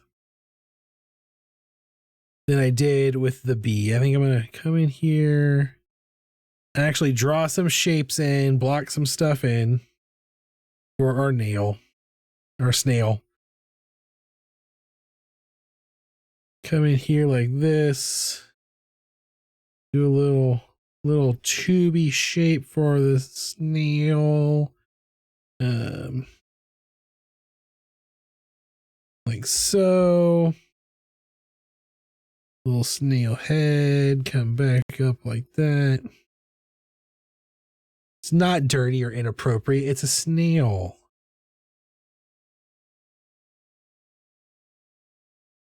Come up here. I'm just gonna draw a little circle, like thumb finger thing, and call it the face, so I can map the face. But instead of having eyes down here where they would normally be, I'm going to put the eyes up here. Classic cartoon snail style.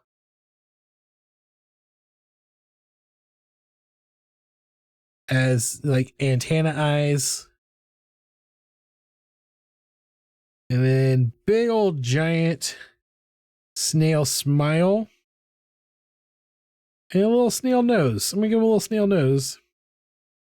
And then over here, we'll just draw in a little trophy. So let me know, what do you guys think a snail would win a trophy for?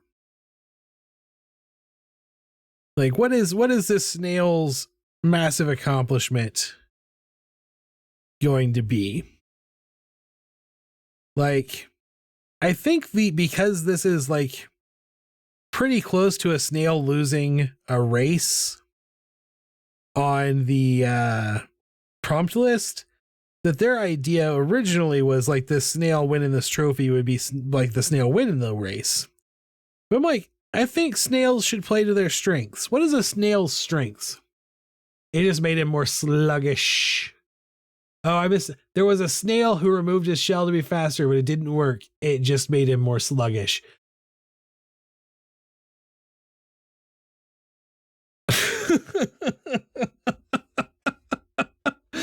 Oh, that's good. That's a good joke. That's a good joke. Oh, I'm gonna put number 1 on this trophy. Oh, I like it. I like it a lot. Oh, man. I don't know what a snail's strengths are, but I think this snail is playing into his strengths. I think he was competing in the Snail Olympics. Snail trail window washing, snail trail design. Okay, I have to ask, why window washing? Not that there's anything that says a snail can't be a window washer, but why window washing? That's an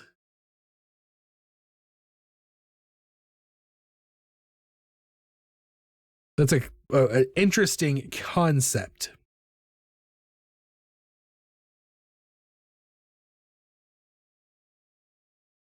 To me. Oops, I want this to be a little lid shaped here. Little liddy. Little liddy.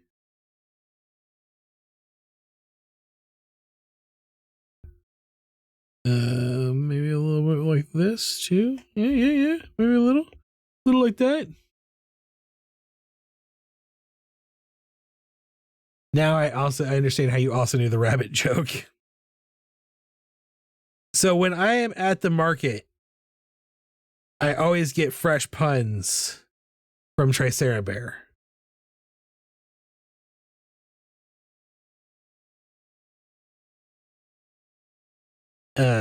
It's a very pun-filled day.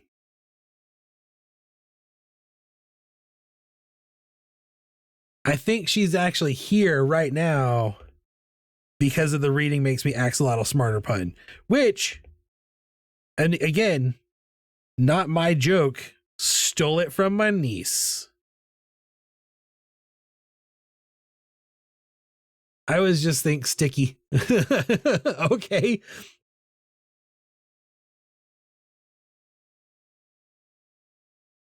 What if the snail is the #1 salt miner?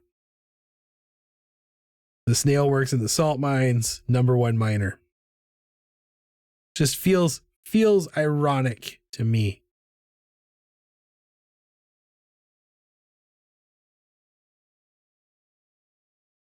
I also am liking the snail's like little like heavily lidded, droopy, sad looking eyes. I don't know. I feel like it would just be very sad to be a snail in general. So the fact that the snail is winning an award is very exciting.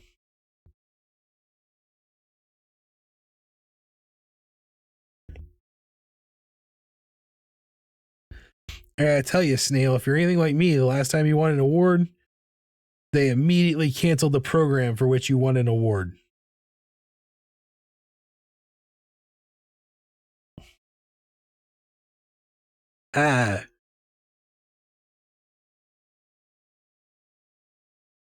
I'm not bitter. I ain't bitter.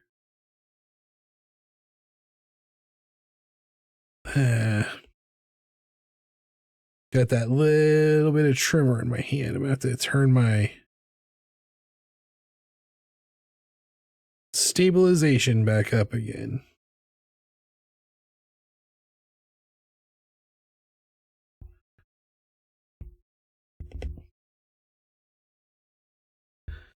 I haven't won salt miner. That's a dangerous job for it's a dangerous job for anyone. It's an extra dangerous job for a snail.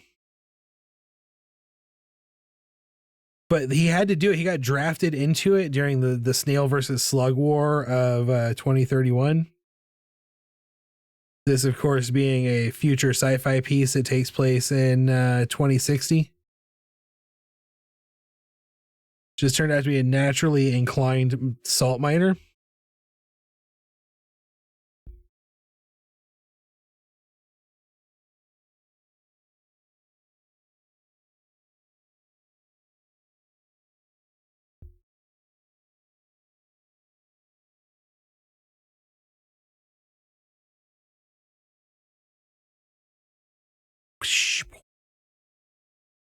I think I like this. I like this little dude. I decided to thicken these lines up because I just like a nice thick. I like a nice thick line in my illustration. But I felt like the line work was a little weak. But also, I feel like this guy might make a pretty good addition to that coloring book I was talking about. I think the only other snail joke I have is this. What do the snail riding the turtle say? What did the snail riding the turtle say? Wee!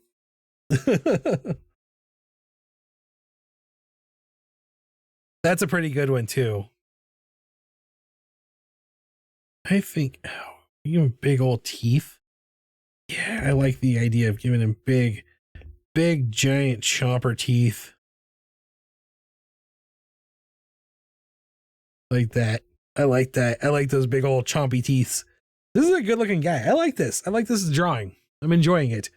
I'm glad I took the time to block it out so that it would feel better to me. I'm gonna come over here. Add the trophy shape.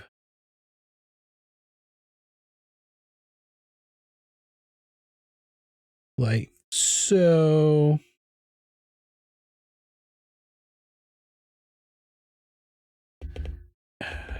Boop. Boop.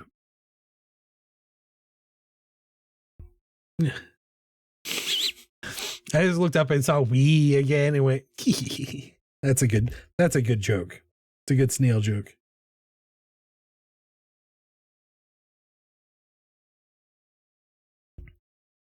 The snail joke I always think of is from like, I don't know, like a third grade textbook, I think is where I saw it. And it was something like, why did the snail paint an S on his race car? So the announcers would say, look at that S car go.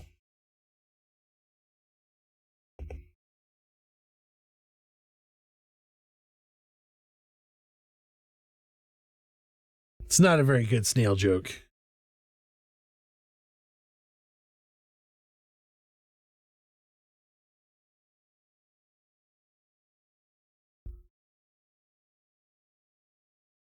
All right, there's a thumb action.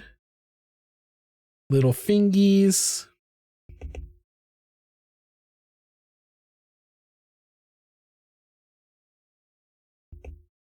I saw something recently that said that kids today think it's very cringe when millennials say things like fingies or doggo. They're like, you're adults. Use adult language. And I was like, that makes me sad. Because I don't want to use adult language. I want to say pupper. And I thought that the kids were on our sides because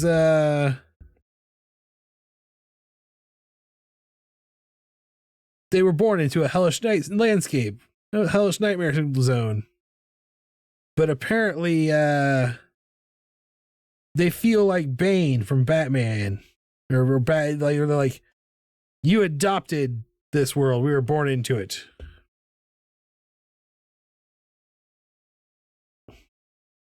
The Gen Alphas. The Gen Alphas are not our allies. But they are extra creepy.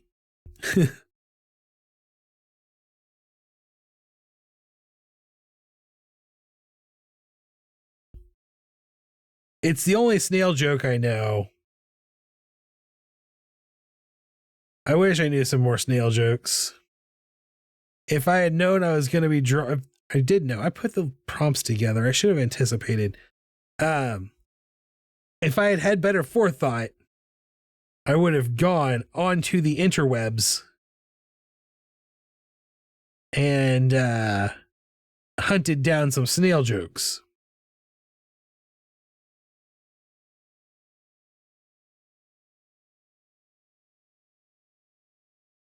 Or at least had one of the robots that have replaced the search engines give me a list of snail jokes.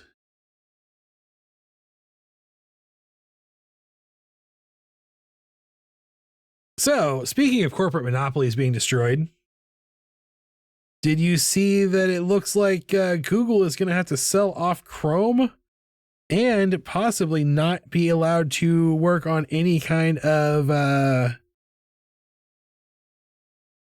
web browser for 5 years?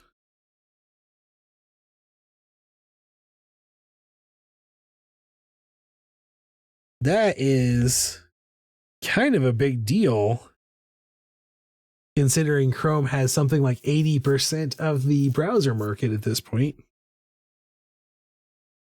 We haven't seen that kind of antitrust lawsuit kind of action happen since the Internet Explorer decision back in the 90s.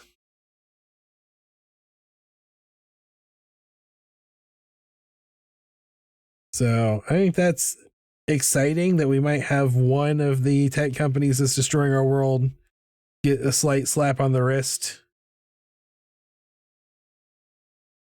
in the next month. Oh yeah, this is good. I'm actually going to delete these layers because I want to move him centered. This is good. This is a good, I like this. All right, so Snail Dude, you need to be a sluggy, ugly, greeny yellow.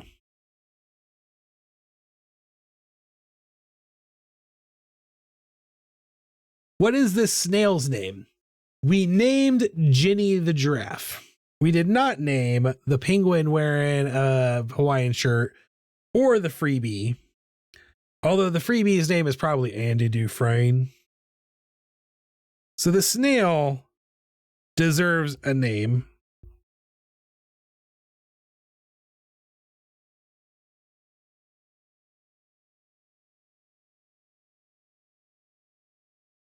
If you're ever curious what these swatches right here that I go to all the time are, those are the Taco Viking brand colors. Those are literally the colors from the Taco Viking logo. I like to use them for consistency more than anything else.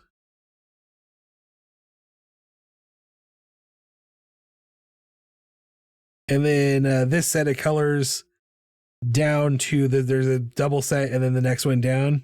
That's the color scheme for the Daily Zombie. So that he stays consistent.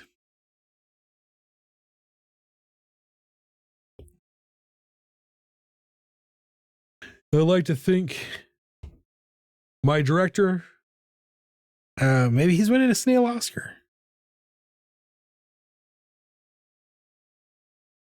I worked really hard to create those snail line arts in people's windows. I'm glad it's finally getting noticed and the attention that it deserves.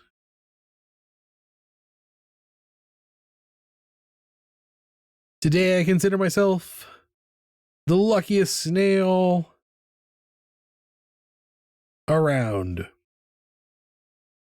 I can't consider myself the luckiest snail in the world because the world is very large and I don't want to challenge the fates in such a way as a luckier snail will come here and steal all my luck.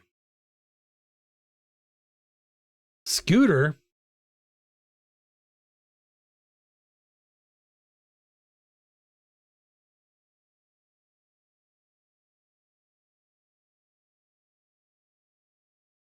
I'm not sure what Scooter is in a reference to. That's the downside of being on my side of the stream. You guys are all real time with each other. And I am not.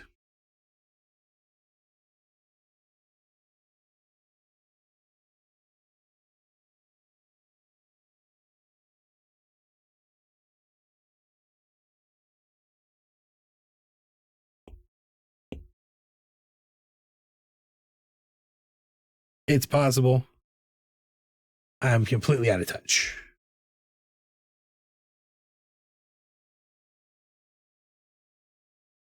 It's possible I'm far enough, but the lag is far enough behind at this point in the stream that Scooter is a reference to something Gen Z is complaining about with Gen Alpha and their weird obsession with creepypasta.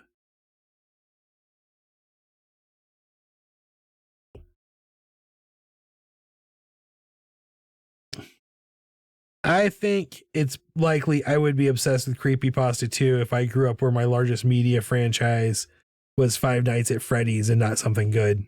I mean, when I was a kid, we had the Disney Renaissance. And kids these days have cheap knockoffs of the Disney Renaissance. Scooter, Wheeler, I'm not sure if my last comment and a joke made it through. I don't have anything that was auto-modded. The last thing I saw from you was... Oh, I missed it. I missed it because I saw I did forget the escargot. I missed he was forced to work in the mines, but he was salty. It wasn't salty about it.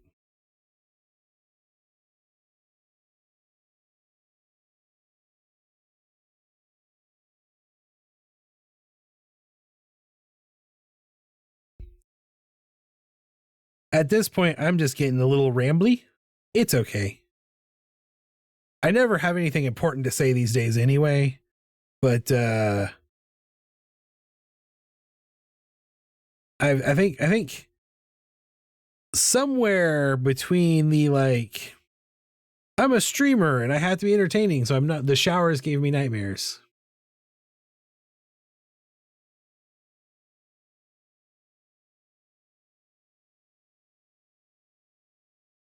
I don't know what's going on.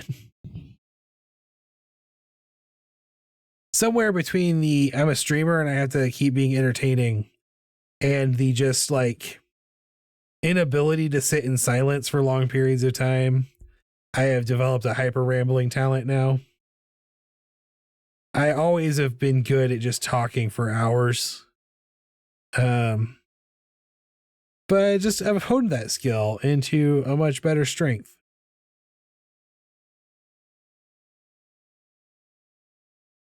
It's important to know where your strengths lie and to embrace them.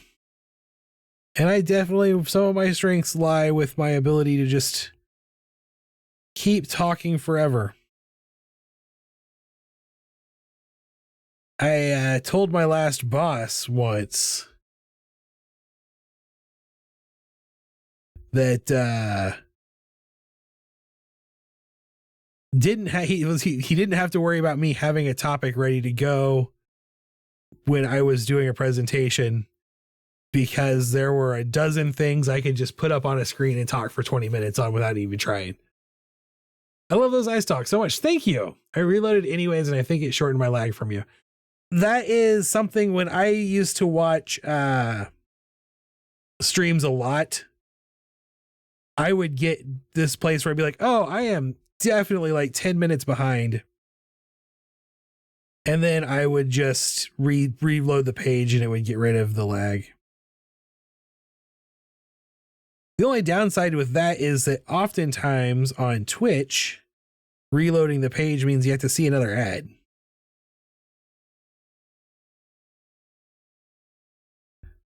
And I don't know if how many ads they show right now. Yeah, I really like these ice stalks too. I'm pretty happy with most of how this snail has turned out.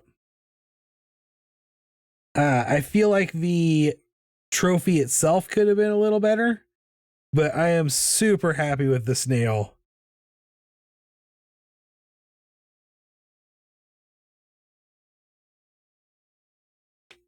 You froze on the screen a couple of times, so I'll keep that in mind. Yeah, if I freeze on the screen, it means that you're the however long I was frozen, it will start playing back to you. It'll buffer that. So I buffered a couple of times. That's good to know. You shouldn't see very many ads on my streams at all because I'm not affiliate or partner. So I don't if you go to someone's streams and you see a bunch of ads and they have a big audience, they're putting the ads there because they get paid for them. but I'm not at that level. So I don't get to add ads to my stream. Not that I would really want to anyway, but like Twitch themselves do not actually add that many ads, I don't think. So you probably won't see a lot of ads on my stream if you ever do. But I think this snail is done. I think it's done. I think we did it. I just did 4 illustrations tonight, and I came into this stream going, my brain isn't working very well. So yeah, we've got this snail winning this trophy for drawing lines on windows. That's what I'm going with. We've got this bee getting in the rain. I've never seen an ad on your stream, but I am also an information pirate. Shh, alleged. You're using an ad blocker. It's not against the law. We did a penguin wearing a Hawaiian shirt, kind of. And we did Jenny the giraffe, which I am really proud of. Jenny the giraffe is great. Jenny the giraffe looks awesome. This award-winning snail feels really good to me. It's a good picture, I feel like.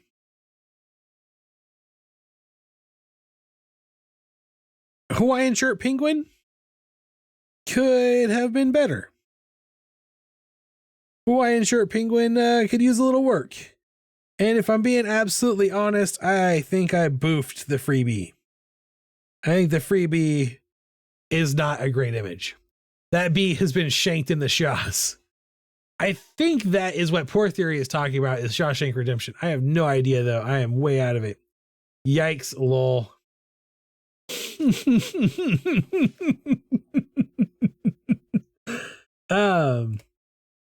Thank you guys for coming and hanging out tonight. I don't know if anyone is watching that is not a member of the Patreon and is curious what the Patreon is all about. You can head over to patreon.com/Taco Viking Studios. Members of my Patreon receive sticker packs on a monthly basis, or art prints if they are of those levels. The bee is auditioning for Flashdance. Ooh, also the same pose.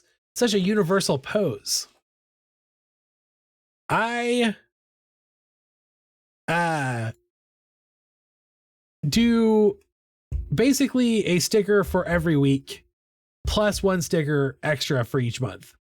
I count Saturdays. I determine how many weeks is in a month based on the Saturdays. So there are only 4 Saturdays in September. There are 5. We're missing an alien in the ocean. There are 5 Saturdays in November. I screwed up. We're down a sticker. I only did 5 stickers. I gotta do a 6th sticker.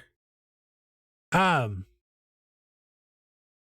do a sticker basically for every Saturday, plus a sticker for the month. That is the bonus sticker. It all grew out of doing a weekly sticker that I used to give away at the market. And then because I thought Patreon, people asked me to do a Patreon so they could get a sticker if they weren't in Springfield. That's where it grew from. And I thought that if you're going to be a Patreon member, Alien Sandy body sticker, we'll do it. We'll do it Wednesday. If you're going to be a Patreon member, you might as well get a bonus sticker no one else can get. So that's kind of where that came from. The theme for November, which this is the last week in November. So this is your last chance to get your hands on the November theme, which is The Carver, the movie with Bite. The Carver is our, I'm trying to do too many things at one time. There, that's what I was looking for. The Carver is a movie. We've basically created a fake horror movie starring literal food people.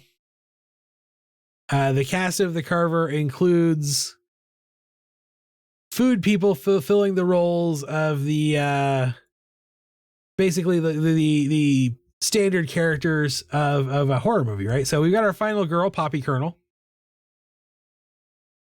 We have our comic relief, our plucky comic relief, Chad Notchmore. Hey man, you want some nachos? I just, that was my favorite voice to do. I thought Hasselhoff was the bonus, so I didn't think past him. He was supposed to be the bonus. I think I need to look at my notes and figure out what sticker we skipped. After Chad Notchmore, we have our jerk jock, who's coming off the bench.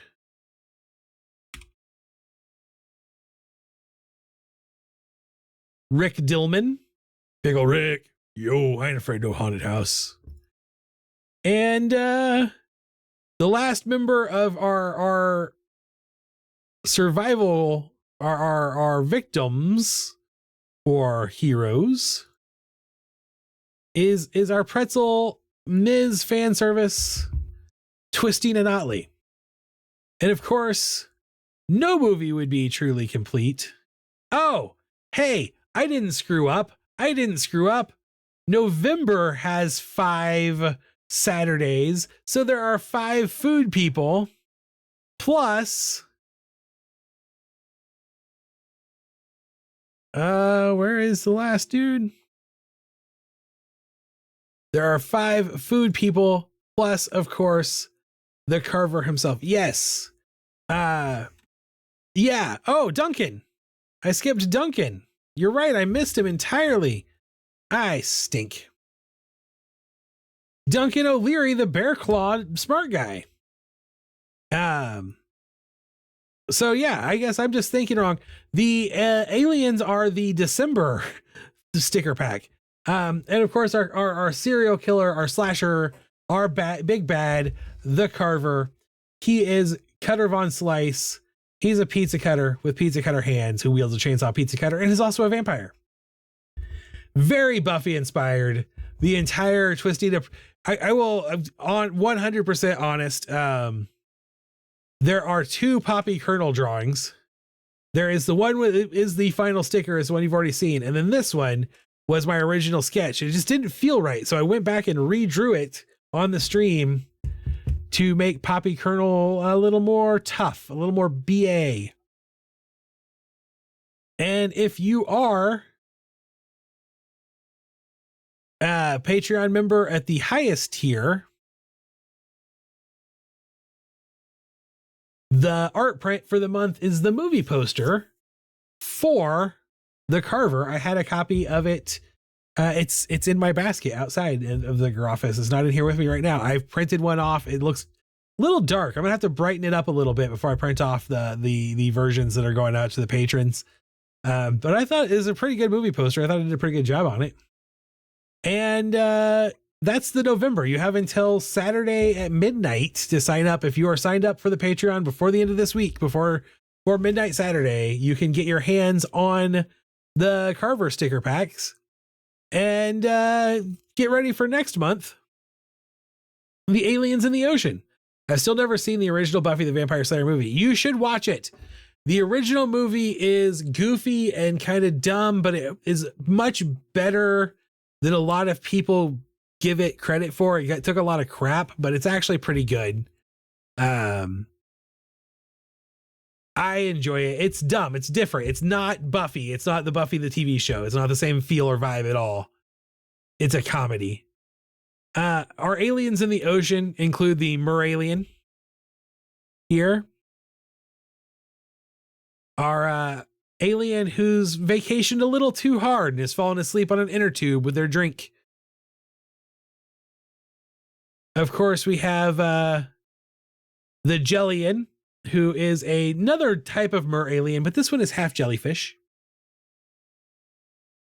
And a couple of kids build a sandcastle in the way that only aliens can. And finally, as was stated, the best alien sticker, in my opinion, the one I think I love the most. I love them all. They're my children. is the Hasselhoff alien sticker, the beach lifeguard. The print for December is not yet finished. It will be very much a like hello from Alien Beach postcard style poster, like a travel poster, and mixed up with like kind of a Where's Waldo, lots of extra aliens. That's the theme. So Patreon is a great place to get some awesome stickers that you can't get anywhere else. These are never going to be available for sale. You can only get these by joining the Patreon. Speaking of things, I've got this rough sketch done so far of the print. This is Alien Beach. It will be much different by the time I finish it. Luke Perry is Pete Tina. Luke Perry is an underappreciated treasure of a man. It's a shame that we lost him. The TV show Jeremiah, the series Jeremiah, was one of the best sci-fi shows ever made. I'm throwing that out there. Challenge. It's Luke Perry, Malcolm Jamal Warner, Sean Astin. It's a good show. Great show. Much better than my show. You should watch that instead of this stream. Thank you for hanging out with me. Thank you for working with me as I drew some aliens, some little cartoon animal geeks tonight. I had a lot of fun. I hope you had a lot of fun. I hope that your blasé day has been a little bit better than whatever, just I hope that things are going well for you in life, that even when the sun is hiding behind drizzly gray clouds, it's shining in here. Enough of the Saccharine Suite. I appreciate every single one of you. Honestly, I do feel better now. I was kind of down, and I'm sure my energy levels are going to stay down for a few days at least, because that's just the nature of my brain.